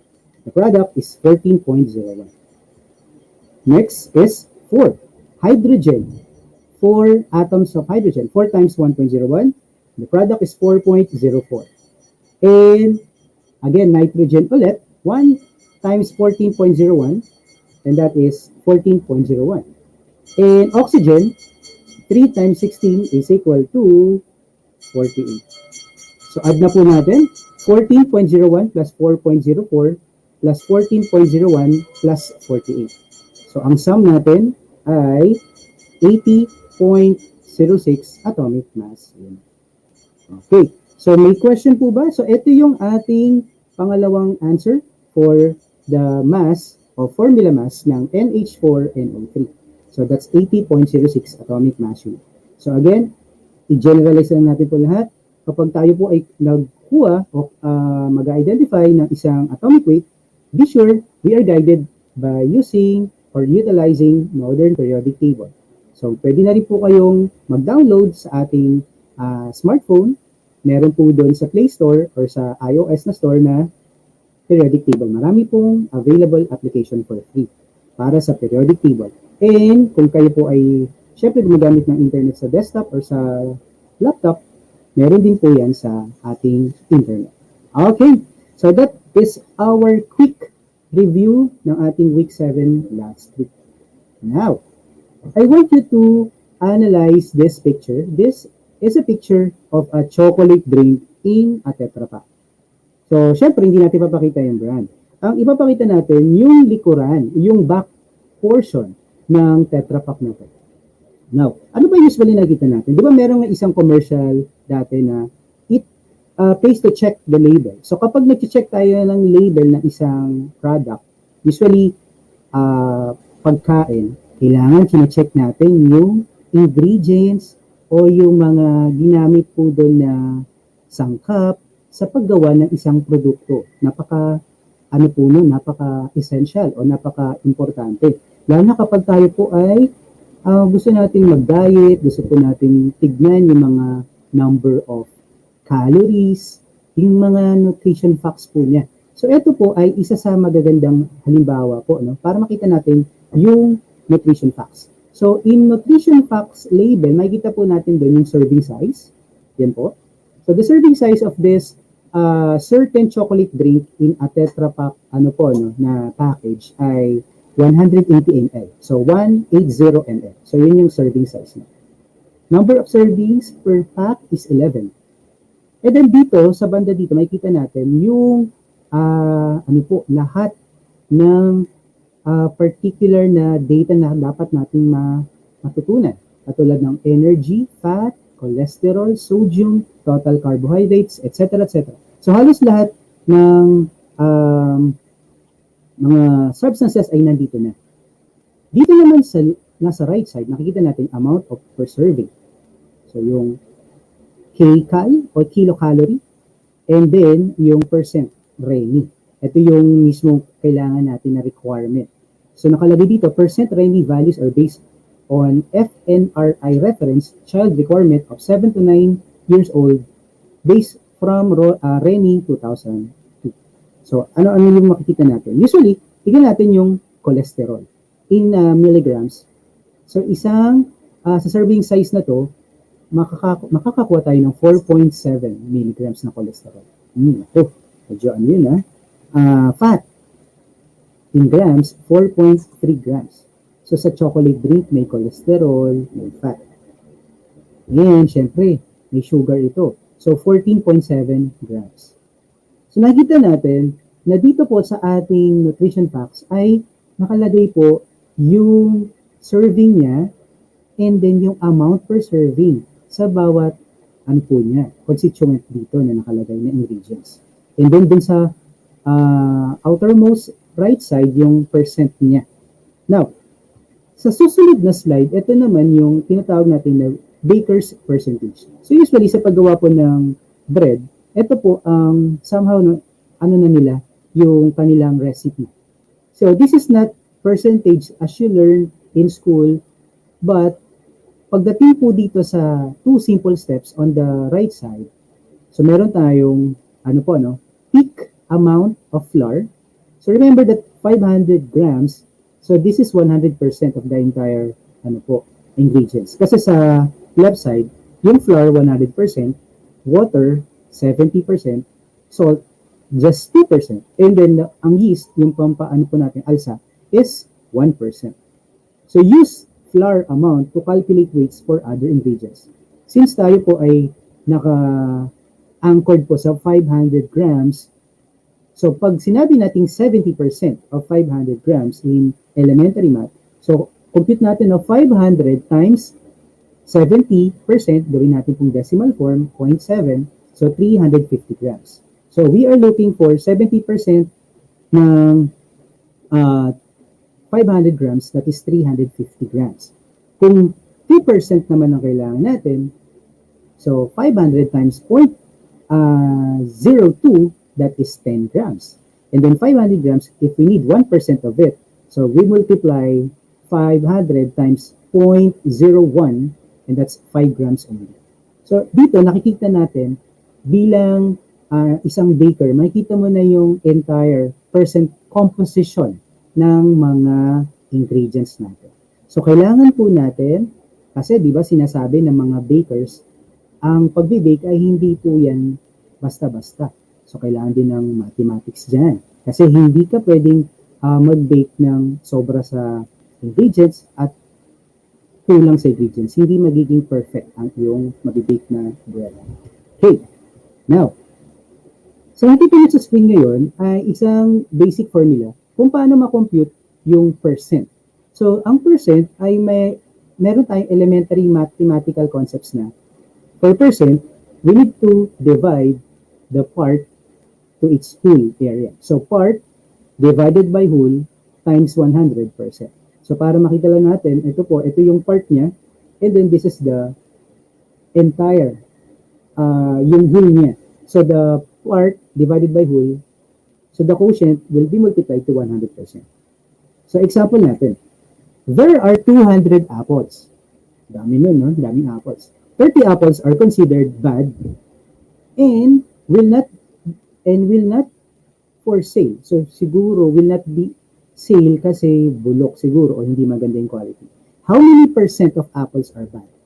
So paano ba i-compute natin kung ilang percent yung apple na bad quality? So 30 apples ang given dito, and then 200 apples. So 30 apples, ito po yung part niya, and then yung 200 apples, this is the whole, yung whole population ng apple.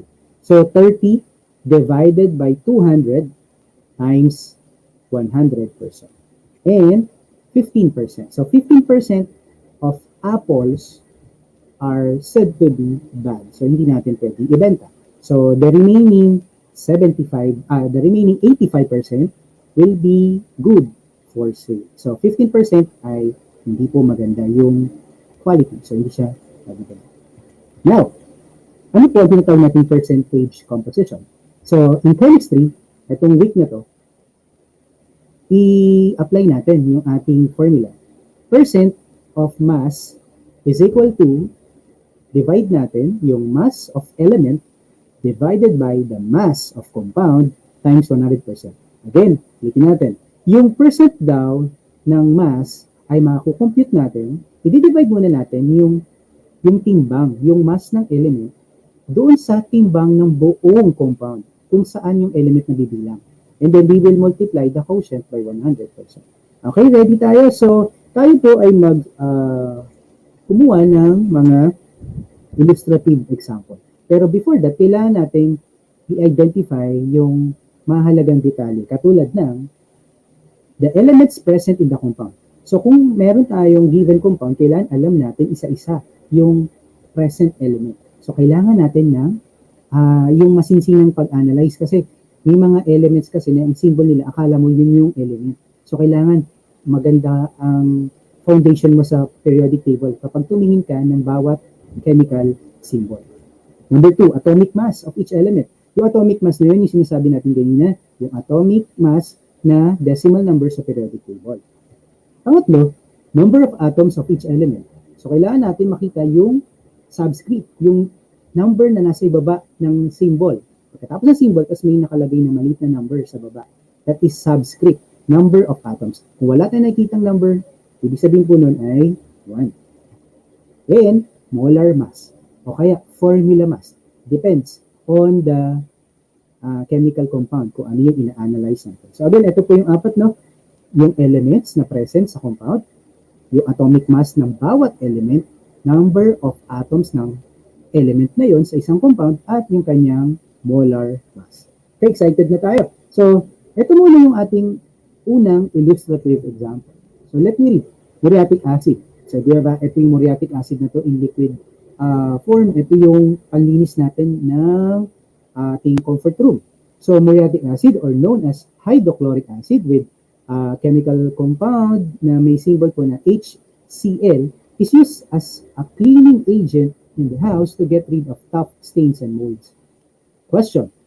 So, calculate the percentage composition of muriatic acid. So, we will compute for the muriatic acid percentage composition. Yan po siya. So, para maging organized, gawa lang tayo ng table na may columns na name of compound, hydrochloric acid, chemical formula, HCl, yung symbols natin, H and Cl, atomic mass, yan, kinuha na natin sa periodic table. For hydrogen, 1.01 grams, and for chlorine, 35.45 grams. Yan po ay makita natin sa periodic table. Number of atoms, 1 atom of hydrogen, kasi wala naman nakalagay na subscript, and 1 atom of chlorine, Cl. So, we are going to compute for the percentage composition of H and Cl. Isa-isa. Now, so from this table, we can get the list of unknown. Yan na po, nakikita na natin yung mga data niya na galing din sa table. And then, na-compute natin yung molar mass niya na 36.46 gram per mole. So, tutor Rainier, paano po ba na-compute yung molar mass? So, simply, inadam natin yung 1.01 plus 35.45 grams. So, the sum is 36.46 gram per mole. So, that is the molar mass of hydrochloric acid, or simply the formula mass. So, yun po yung kanyang total mass. So, kailangan natin makompute yung dalawang elements. Ilang percent ba meron sa hydrogen yung hydrochloric acid at ilang percent ng chlorine ang meron sa muriatic acid. So, H and Cl. Now, paano yun? So, compute natin muli, ito, i-divide na lang natin yung H and then, i-divide natin dun sa HCl. So, pwede tayong gumamit ng calculator, no? So, gusto ko maging live na lang din po tayo. So, kuha tayo sa, ano po natin? Calculator tayo. Ako, calculator. So, sa desktop natin, meron tayong calculator po, no? And, so, I hope okay po, no? Nakita natin sa screen. So, magkukompute tayo ng percent ng hydrogen. So, 1 divided by, ayun po, no? Yung 1.01 divided by yung total number of mass, which is 36.46. So, ang daming number, times 100%. So, that's 2.77. So, kumpitin natin ulit. So, 1.01, that is the atomic mass of hydrogen divided by yung total mass niya, which is 36.46. Yan po yung quotient, times natin 100% o 100, so that's 2.77. So the percent of hydrogen in HCl is 2.77%. Okay, let's move to chlorine. Ang chlorine naman natin ay 35.45 divided by 36.46. Ayan, times 100%. 97.22. Kanina, yung hydrogen natin is 2.77. At ito naman, 97.22. So, more or less, kapag tayo po, napapansin ko itong 97.22 ay merong pangatlong digit na 9. So, we will round off na lang. So, 97.23. So, 97.23 plus 2.77, that's 100%. So, nakita natin that the entire elements po ng hydrogen and Cl, when we add them, ang kanyang magiging sum is 100%. So, nakikita natin na mas maraming chlorine in terms of percentage composition ang meron sa hydrochloric acid compare sa hydrogen na 2.77 only. Okay. So, again, pag nag-compute po tayo ng percent composition, yan lang po ang ating mga prosesong gagawin. Lista ang compound, chemical formula, symbols ng element, atomic mass, tapos kailangan natin malaman kung ilan ang number of atoms at yung percent composition. And then, next step, compute natin yung molar mass, add lang natin. Pag na-add na natin, makukuha na natin yung individual percentage composition ng element na present sa compound. Okay? So let's proceed to the next illustrative example. Calculate the mass percent of C or carbon, H, hydrogen, O, oxygen, in ethanol. So, ano ba ang chemical formula ng ethanol? C2H6O. So, meron tayong 2 carbon atoms, 6 hydrogen atom, and 1 oxygen atom. Yan yung ethanol. So, isa siyang uri ng alcohol, ethyl alcohol, actually. Yan. So, dito nakikita na natin na kinompute individually ang bawat atomic mass at multiply doon sa number of atom. So, atomic mass of carbon is 2 times 12.01 gram per mole is equal to 24.02 gram per mole. For atomic mass of hydrogen, of course, 6, kasi nakalagay doon ay 6 na subscript. 6 times 1.008 grams per mole is equal to 6.048 gram per mole. At yung atomic mass naman ng oxygen, 1 times 16 gram per mole is equal to 16 gram per mole. So, add na po natin yung tatlo. 24.02 plus 6.048 plus 16. And the sum is 46.02 gram per mole. So, yun yung molar mass ng ethanol, C2H6O. Now, kapag na-compute na natin, let's go back po, no? Pag na-compute na natin yung molar mass, ito na yung gagamitin natin pang-divide. Yan. Ito na po yung gagamitin natin. As doon sa baba po, yung magiging denominator. Now, kita natin, para makompute natin individually ang bawat element na present, carbon, hydrogen, and oxygen, isa-isahin po natin sila. Mass percent of carbon. Ang mass ng carbon in 1 mole of ethanol divided by mass of 1 mole of ethanol. So, that's 24.02 gram, yun yung na-compute natin kanina, divided by yung sum, 46.07 times 100%. So, syempre tama naman yan yung nakalagay sa natin, no? Sa ating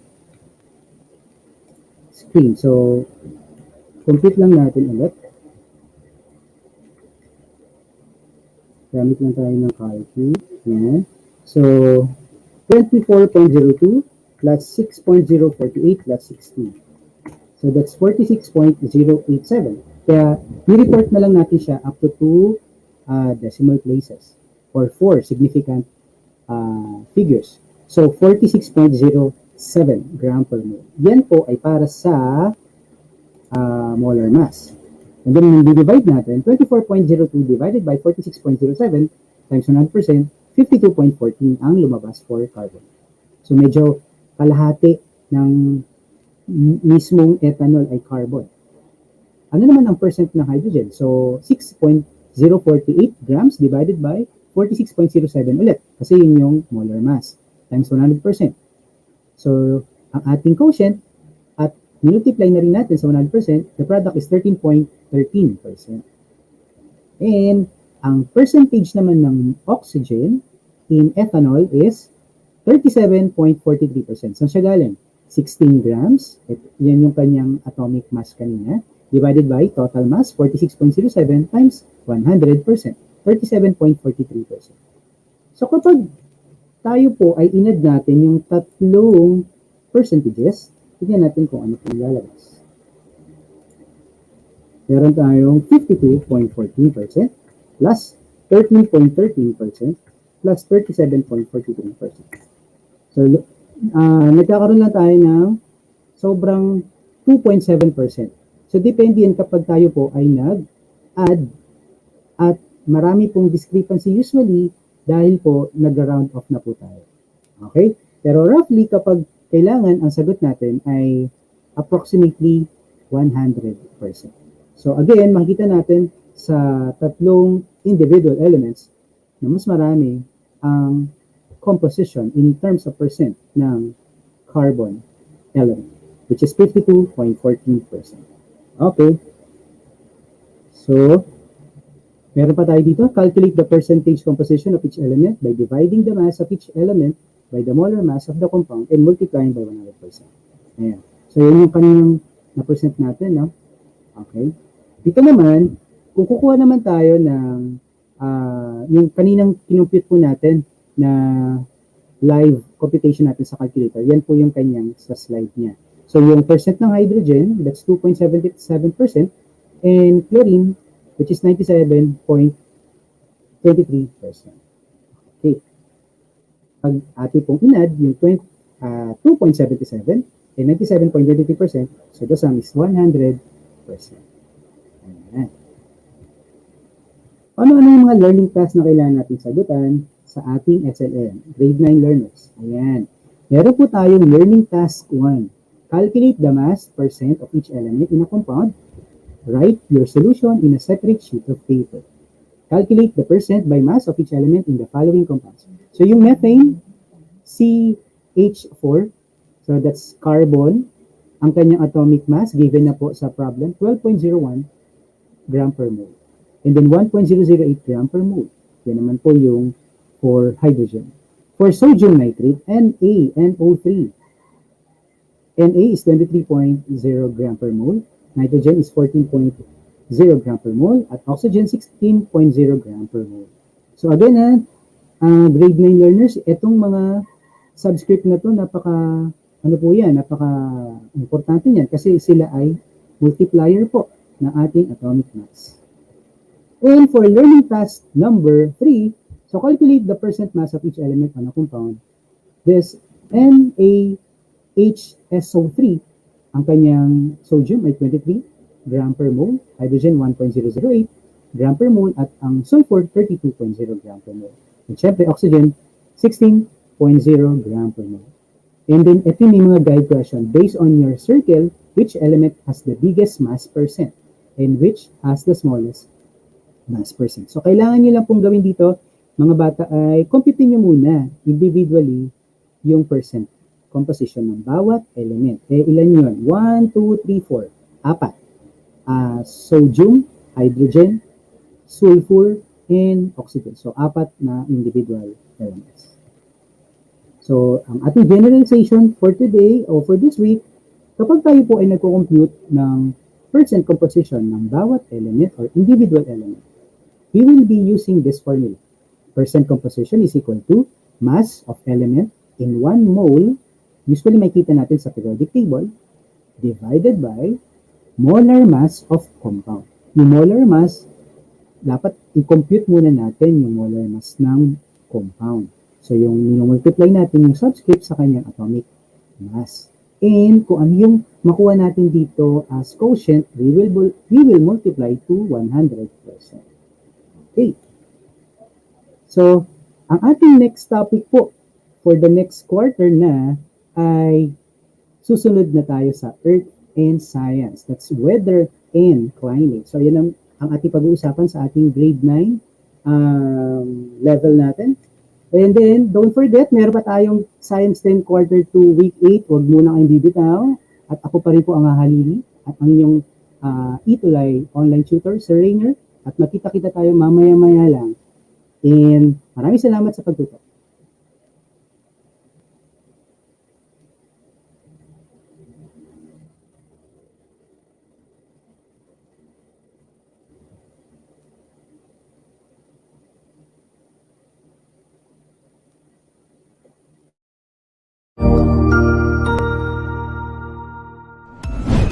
Sigurado ako na marami ka na namang natutuhan sa ating ETULay tutorial session ngayong araw. Tandaan, ito ay hindi lamang para sa ating mga mag-aaral, kundi pati rin sa ating mga minamahal na guro at mga magulang na kaagapay natin para maituloy ang pagkatuto sa kabila ng nararanasang pandemya. Patuloy ding sumubaybay sa DepEd TV para sa mga araling ginawang video episodes. Mapapanood ito mula Lunes hanggang Sabado, alas 7 ng umaga hanggang alas 7 ng gabi sa inyong mga telebisyon. Abangan bukas mula 1:00 ng tanghali ang iba pang aralin sa ating ETULay free online tutorial session sa English. I-like and subscribe at manatiling nakasubaybay sa ating ETULay tutorial session sa DepEd Edtech Unit FB page at Educational Technology Unit channel sa YouTube at sa DepEd Tayo at DepEd Philippines social media accounts. Paalam!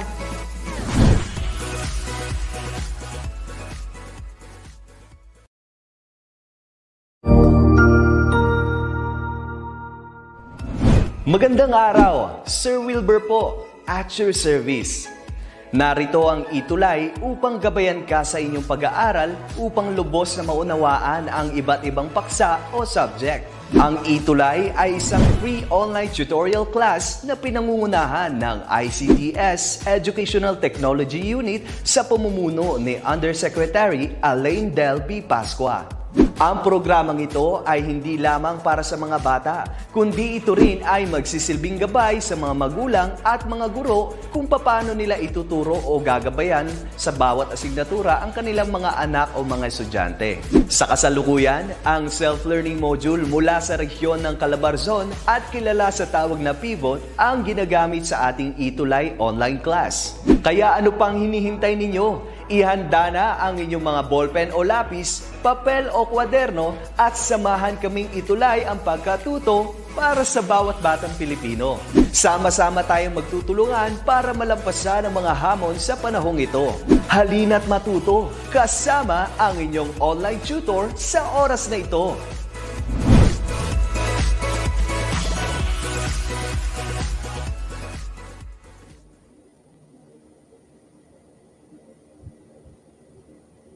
Okay.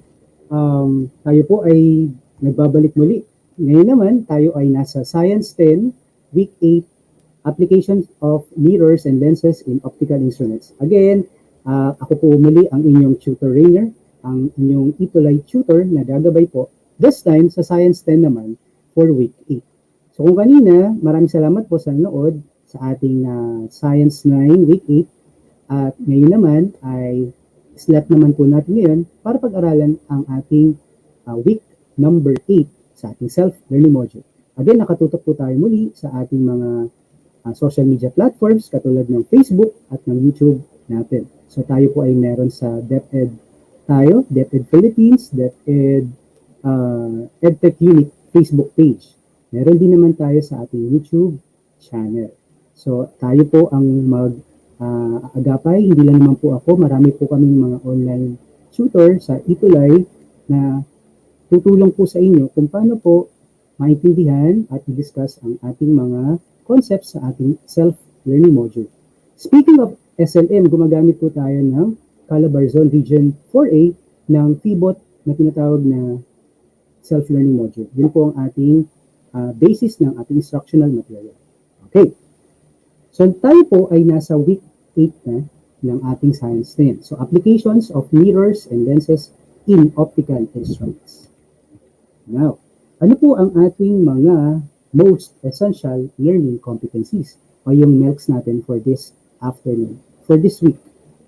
So identify ways in which the properties of mirrors and lenses determine their use in optical instruments. Example, cameras and binoculars. Meron itong code na from ating curriculum guide na nasa MELCs po, S10 FE-2H-52. So ulit po natin alamin ang ating MELCs. This is to identify ways in which properties of mirrors and lenses determine their use in optical instruments. Example, cameras and binoculars. Okay. So nakita natin, magkaroon muna tayo ng recall. So itong girl na to, si pretty girl nakatingin sa mirror. At tinitignan niya yung kanyang reflection dun sa mirror. Okay. Speaking of reflection, so reflection is a term which refers to the bouncing off of light rays when it hits a surface like a plane mirror. Parang ganito po. So, yung ating little girl ay tinitignan niya po ang kanyang sarili sa mirror. And then, nakikita niya yung kabuuan niya. So, yung reflection ay isang scientific process na kung saan yung light rays ay nagbabounce off po kapag ito ay tumama o bumangga sa isang surface katulad ng plane mirror.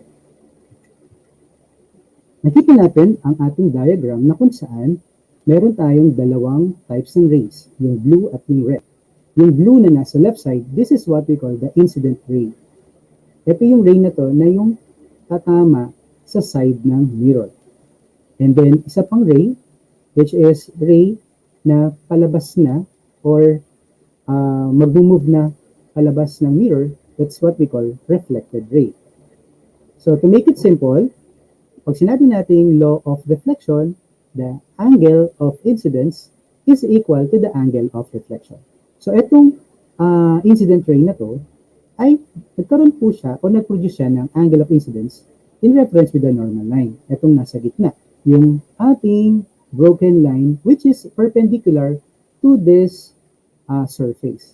So, yung specifically, the shiny side of the mirror. And then, yung isa pang angle, which is angle of reflection, so from the word itself, itong angle of reflection ay na-produce ng reflected ray dun sa normal line o yung broken line.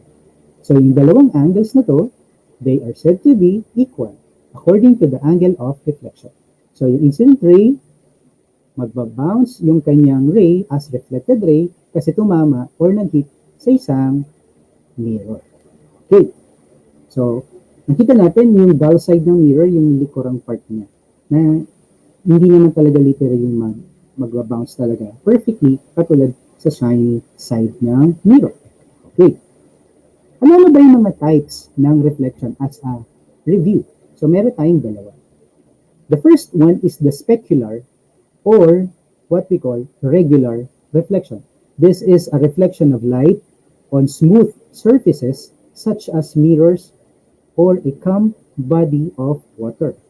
So, ito yung kanyang magandang example, yung picture niya. So, makikita natin, sa taas, yun yung meron tayong mountain, no? Na napapalibutan ng ice. Tapos, meron siyang maganda at smooth na reflection sa ibaba. Kasi dahil hindi maalon yung bodies of water dito, so I assume this is a river, so hindi nagkakaroon ng hindrance na magkaroon ng perfect reflection. So maganda yung reflection na dito. Smooth reflection. So this is what we call regular reflection. Now, ano ba yung pangalawa? Yung completely opposite ng una. So this is what we call diffuse or irregular reflection. This is a reflection of light on rough surfaces such as clothing, paper, wavy water, and asphalt roadway. So, makita natin ganito yung kanyang picture. So, since medyo wavy o maalon yung tubig dun sa ating picture, hindi ito total nagbigay ng smooth na reflection ng kung ano man yung nasa taas ng river na to. Kaya hindi natin completely makita yung ganda ng reflection nito. So this is what we call irregular or diffuse reflection. Again, yung dalawang uri natin ng reflection ay regular reflection or specular reflection at yung pangalawa naman ay irregular or diffuse reflection. Ayan, looking back. So, sa looking back, magkaroon muna tayo ng mga questions natin and sana po mag-participate naman din po. No?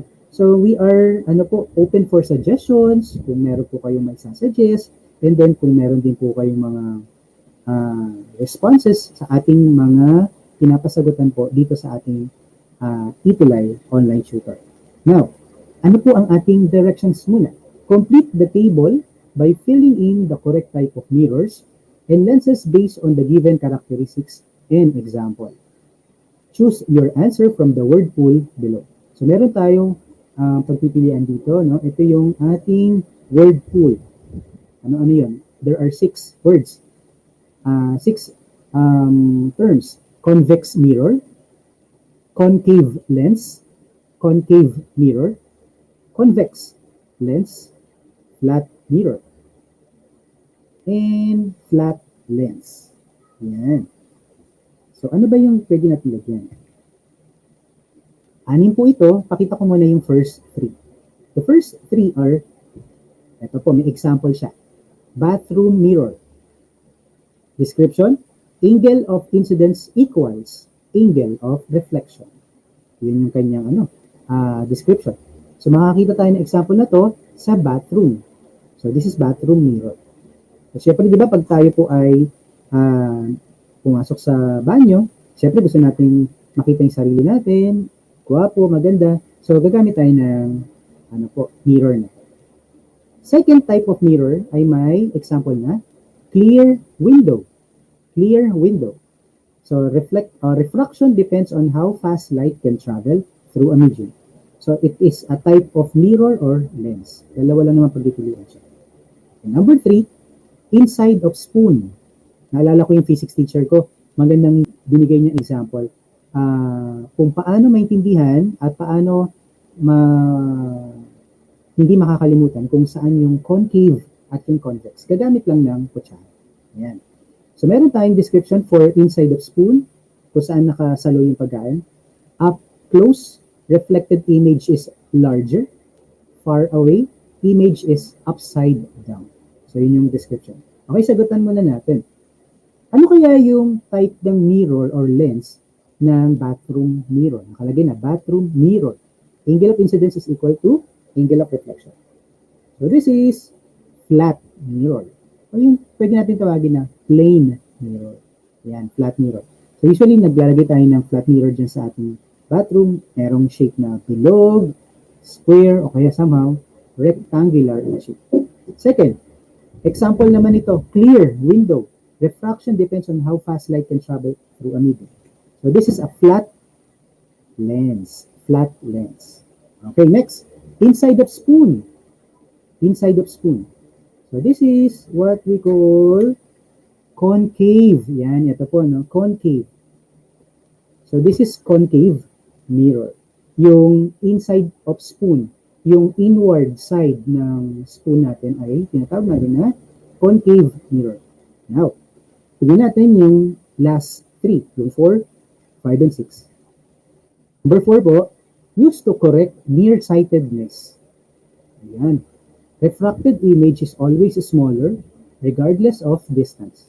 So let me read na lang din yung susunod pa. Number 5, yung back naman, yung likod ng spoon. Back of spoon. Reflected image is smaller. Next, used to correct farsightedness. Number 6. Up close, refracted image is larger, or far away image is upside down. So ano pa yung natitira natin? Nagamit na natin kanina yung flat mirror, flat lens, at nagamit na rin natin yung concave mirror. So pagpipilian na lang natin ay convex mirror, concave lens, and concave. Dapat ito ay concave mirror. So nagkamali lang dito sa SLM nila. Concave lens, tapos concave. Teka, wait lang po. Tama naman pala. Concave mirror, concave lens. Okay.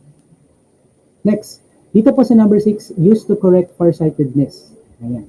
So, bigyan natin yung mga answer. Number 4, concave lens. Ang concave lens po ang ginagamit po ng mga taong para makorek po o ma-fix yung kanilang nearsightedness na eye disorder.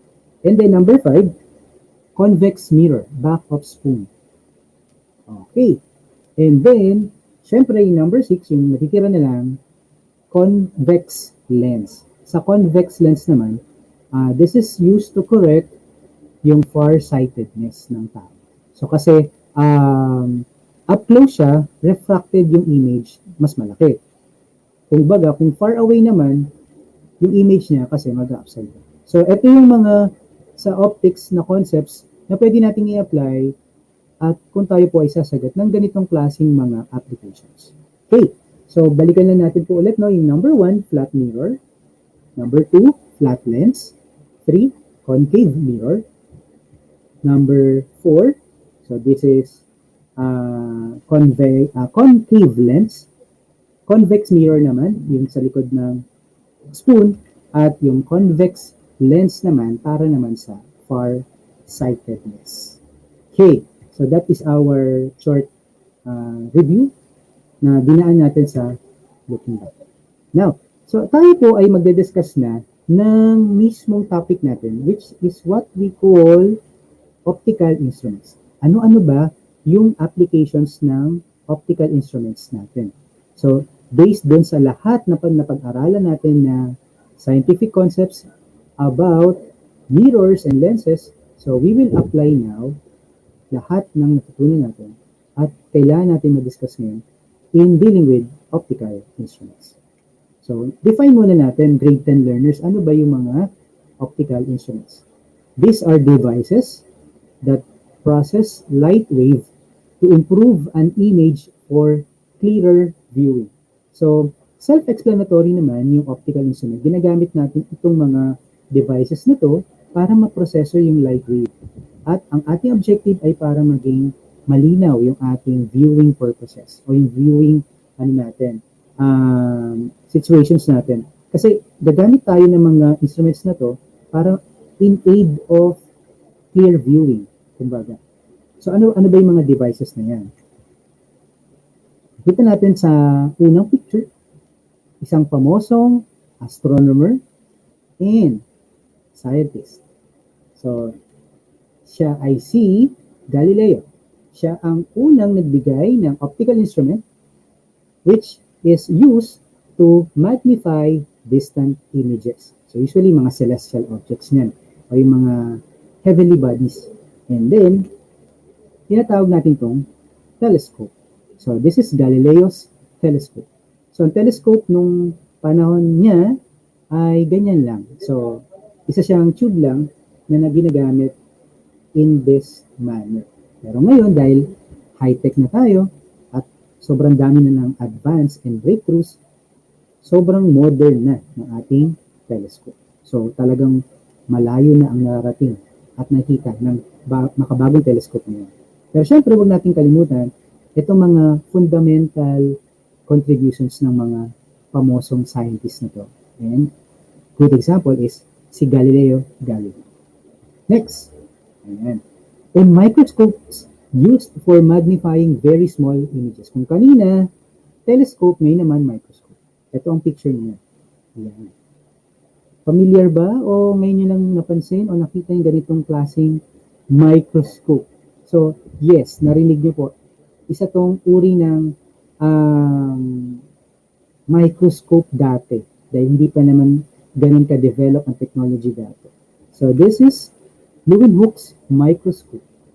Ayan. So, titignan lang dyan sa part na sa ditong part na to, yung specimen at nakita na ng hindi ganun kadetalye, no? Dahil hindi pa naman ka-develop itong microscope ni Anton van Leeuwenhoek dati. Pero, ito rin ay isang fundamental na optical instrument na ginamit at ito ay nagbigay ng konsepto ng cell. Diba? Kung naalala nyo ng grade 8 science at grade 9 science, yung konsepto ng cell, ganun din sa grade 7. Nagsimula kay Leeuwenhoek. Yan. Balikan natin ulit.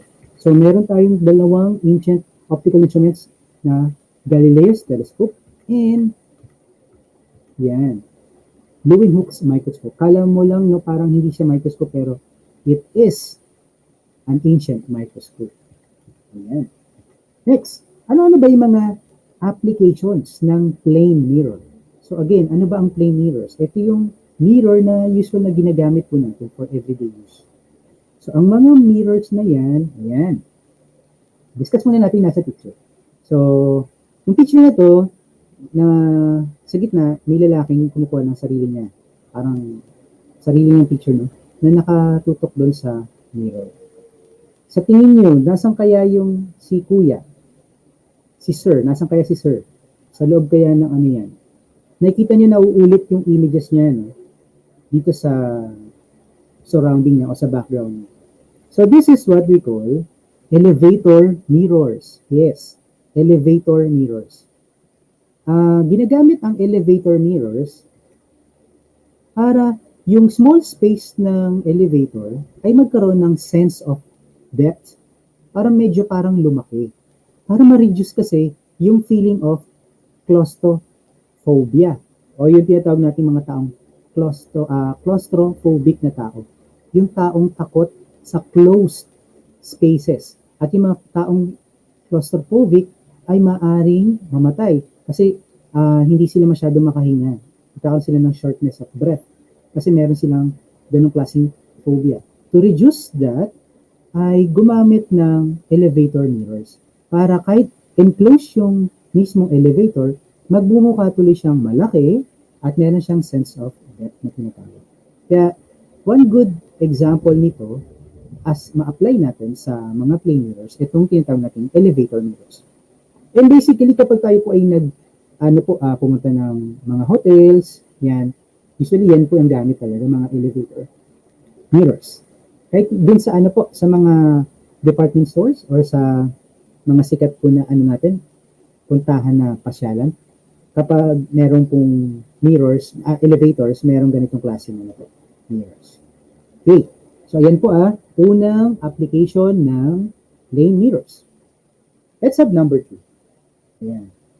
Okay. Ano kaya yan? Anong optical instrument kaya yan? So, merong, merong tubo, tapos nakasubmerge po siya sa water. So, ang tawag natin dyan ay periscope. Yes, periscope.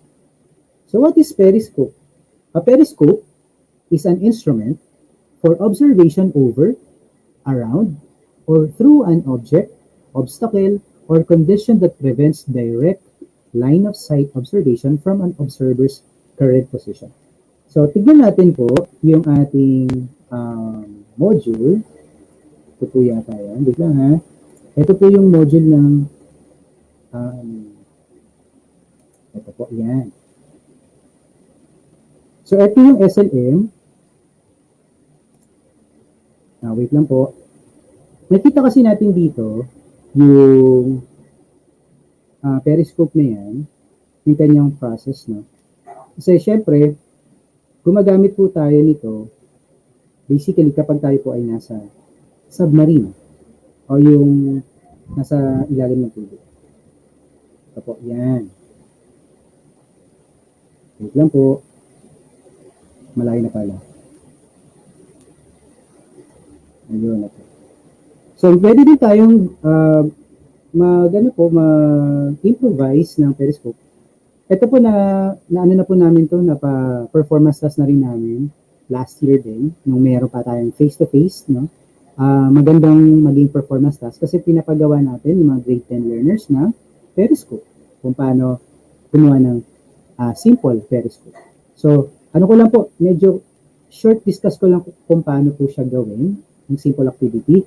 So, simple periscope, ang mga materials natin dito ay dalawang plane mirrors, illustration board or cardboard, cutting mat, glue or sticky tape, cutter, scissors, ruler, flashlight, or lamp. So again, yan po yung mga materials. Ang task natin is to create or to develop a simple periscope and trace the incident and reflected rays. Yan po yung task natin. So ang procedure, basahin ko lang po. Using the materials listed above, design and construct an improvised periscope based on the information gathered from different resources.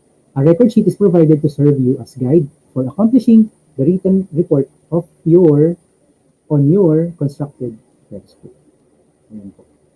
So yan lang po. Usually ganito lang din ang gagawin.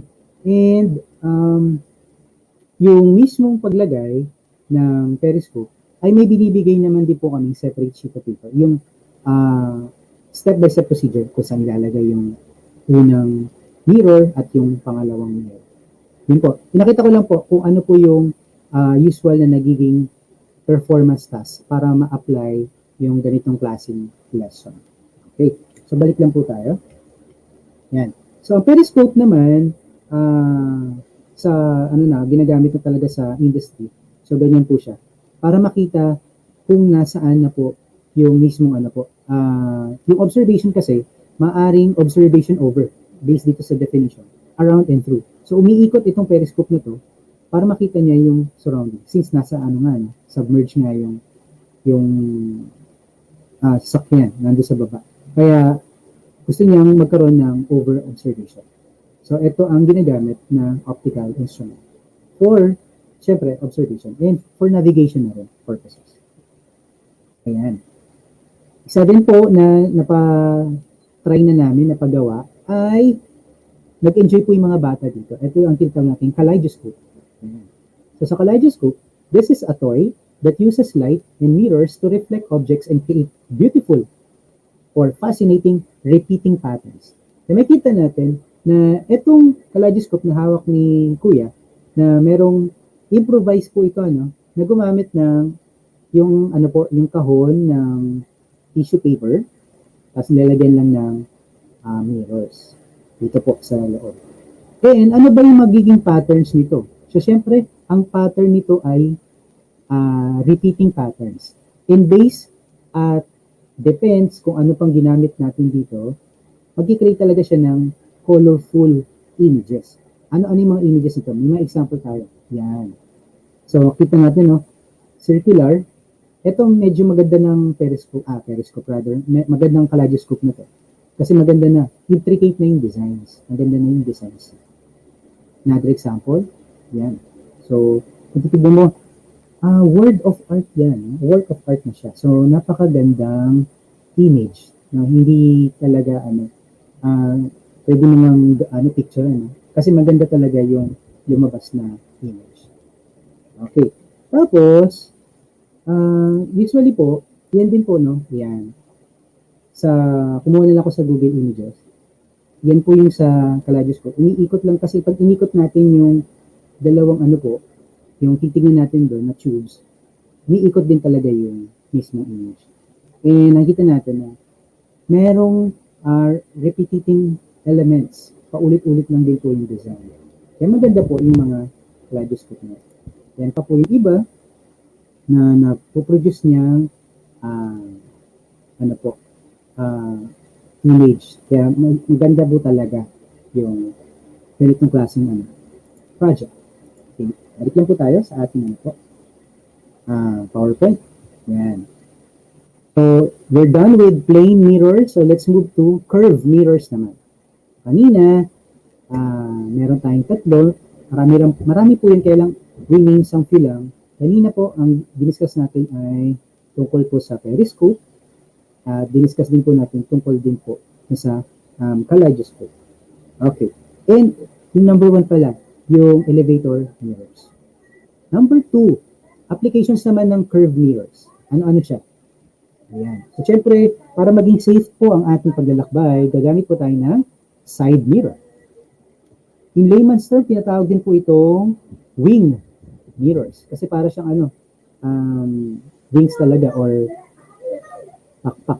Pero, alam niyo ba na ang side mirror ay talagang napaka-essential nito at talagang pwede nating magamit talaga siya para maging safe po ang ating paglalakbay.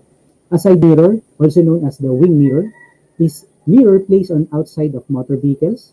So, pwedeng car, pwedeng motorcycle, to help the driver see areas behind and the sides of the vehicle outside the driver's peripheral view, or what we call the blind spot. Siyempre, hindi naman natin makikita yung part na kung saan yung blind spot, kaya gagamit tayo ng aid ng side mirror.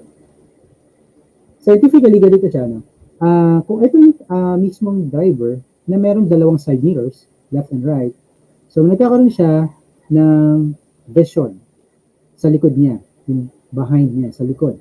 So, itong part na to, yung nakikita niyang mirror, ating ito. Now, nagkakaroon nga lang ng blind spot, itong part na to. Kaya, from time to time, syempre, yung rider, pwede naman siyang kumaliwa, kumanan, kung available naman, di ba?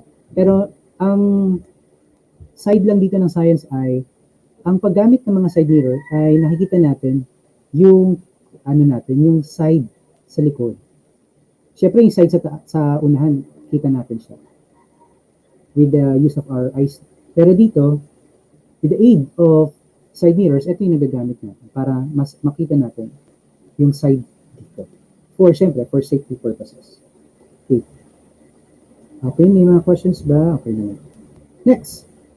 Ayan. So, kung nagpapalinis po tayo ng ngipin every 6 months or nagpapa-cleaning tayo, so, malimit sa malimit, nakikita natin itong ginagamit ng mga dentists. So, tinatawag na dental mirror. Ang dental mirror ay itong part na to na may mahabang tube or slender tube na usually made of metal or shiny metal at yung pinakadulo niya.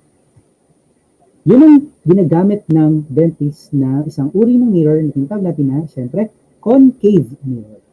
Bakit ba kasi concave? Hindi pwedeng convex. Kasi sa concave, ino-observe niya yung magnified image kapag lalong mas malapit yung dental mirror sa tooth o sa ipin. So, the more na mas malapit, mas nagmamagnify yung image. So, nakikita ng dentist kung saan part ng ipin ang pwedeng linisin, kung merong plaque or tartar or anything na pwedeng ayusin dun sa kanyang pasyente na nagpalinis po ng ngipin. So, ginagamit itong concave mirror na to na dental mirror sa buong side na to.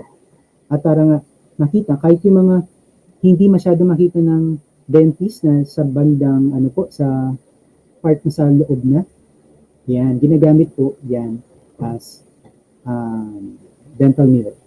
Ang concept lang dito, gumagamit po ito ng concave mirror para mag-magnify po yung image ng tooth or ipin. Yan, so again, dental mirror yung pangalawa. Ayan. So nakita niyo na po ba ito? Ayan. Hindi ko muna bibigay yung pangalan ng ng instrument na to. Ang gumagamit lang ito ng solar radiations. Tapos, meron itong concave reflector.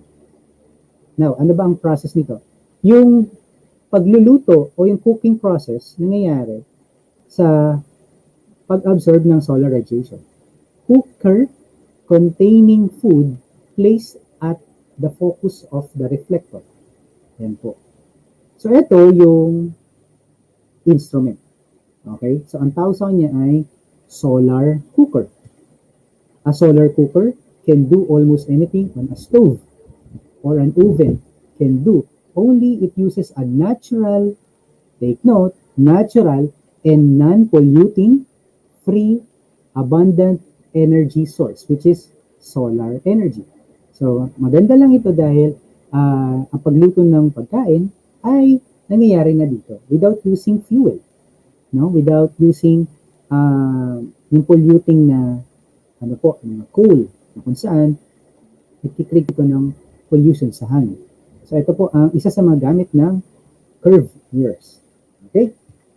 Now, ano naman ang mga gamit ng lenses sa optical devices? So, ano na lang po, konti na lang din itong topic natin.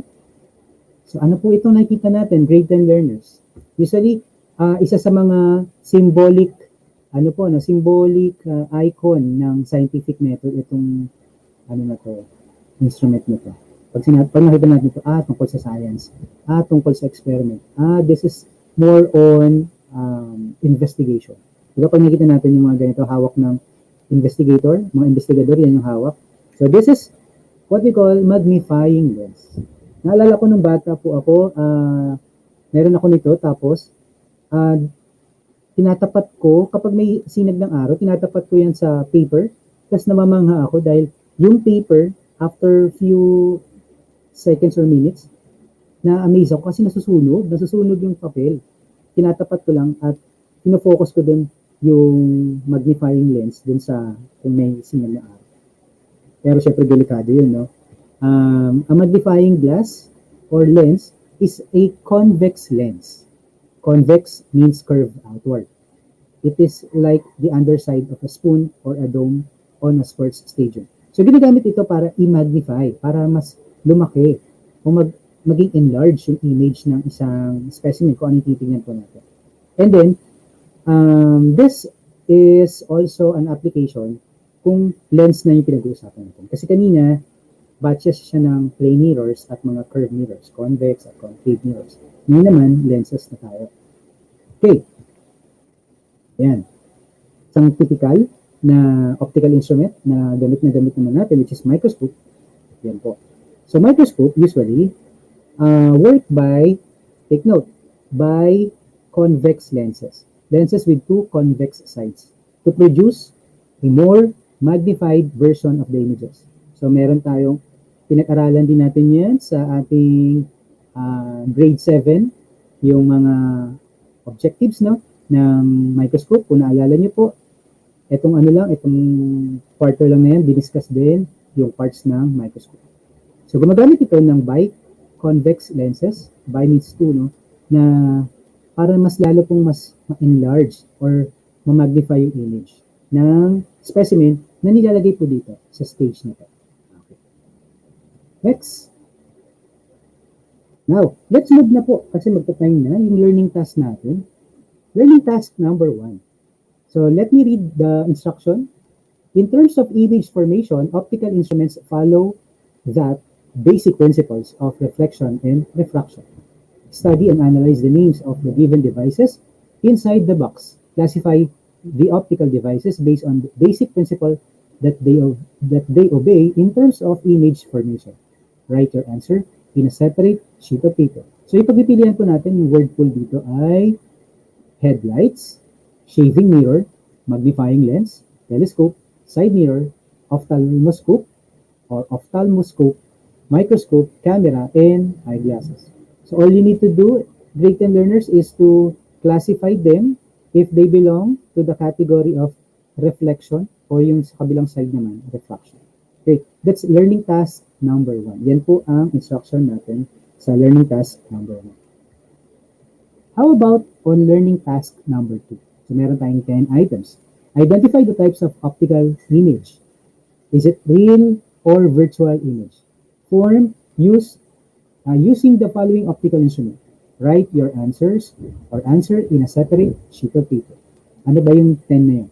So yung 1, image form in the optical sensor of the camera. Okay, number 2, eyepiece of a telescope. Number 3, side mirror of a vehicle. 4, vanity mirror. 5, objective lens of microscope. Number 6, magnifying lens.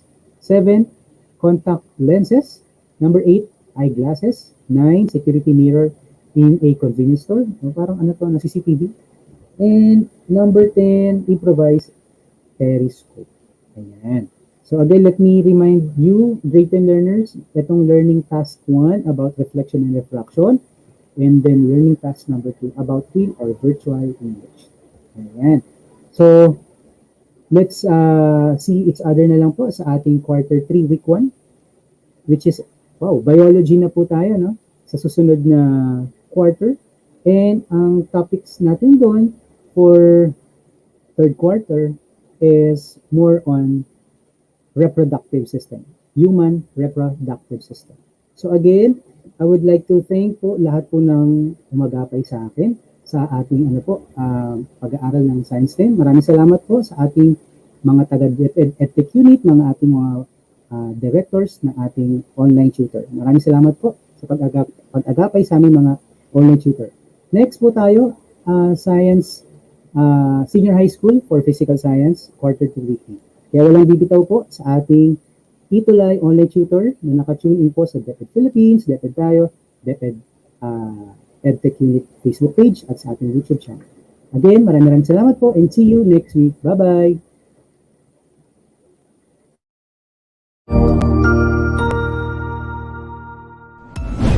Sigurado ako na marami ka na namang natutuhan sa ating ETULay tutorial session ngayong araw.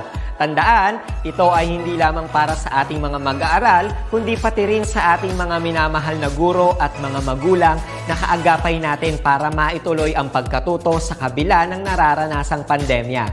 Patuloy ding sumubaybay sa DepEd TV para sa mga araling ginawang video episodes. Mapapanood ito mula Lunes hanggang Sabado, alas 7 ng umaga hanggang alas 7 ng gabi sa inyong mga telebisyon. Abangan bukas mula 1:00 ng tanghali ang iba pang aralin sa ating ETULay free online tutorial session sa English. I-like and subscribe at manatiling nakasubaybay sa ating ETULay tutorial session sa DepEd Edtech Unit FB page at Educational Technology Unit channel sa YouTube at sa DepEd Tayo at DepEd Philippines social media accounts. Paalam!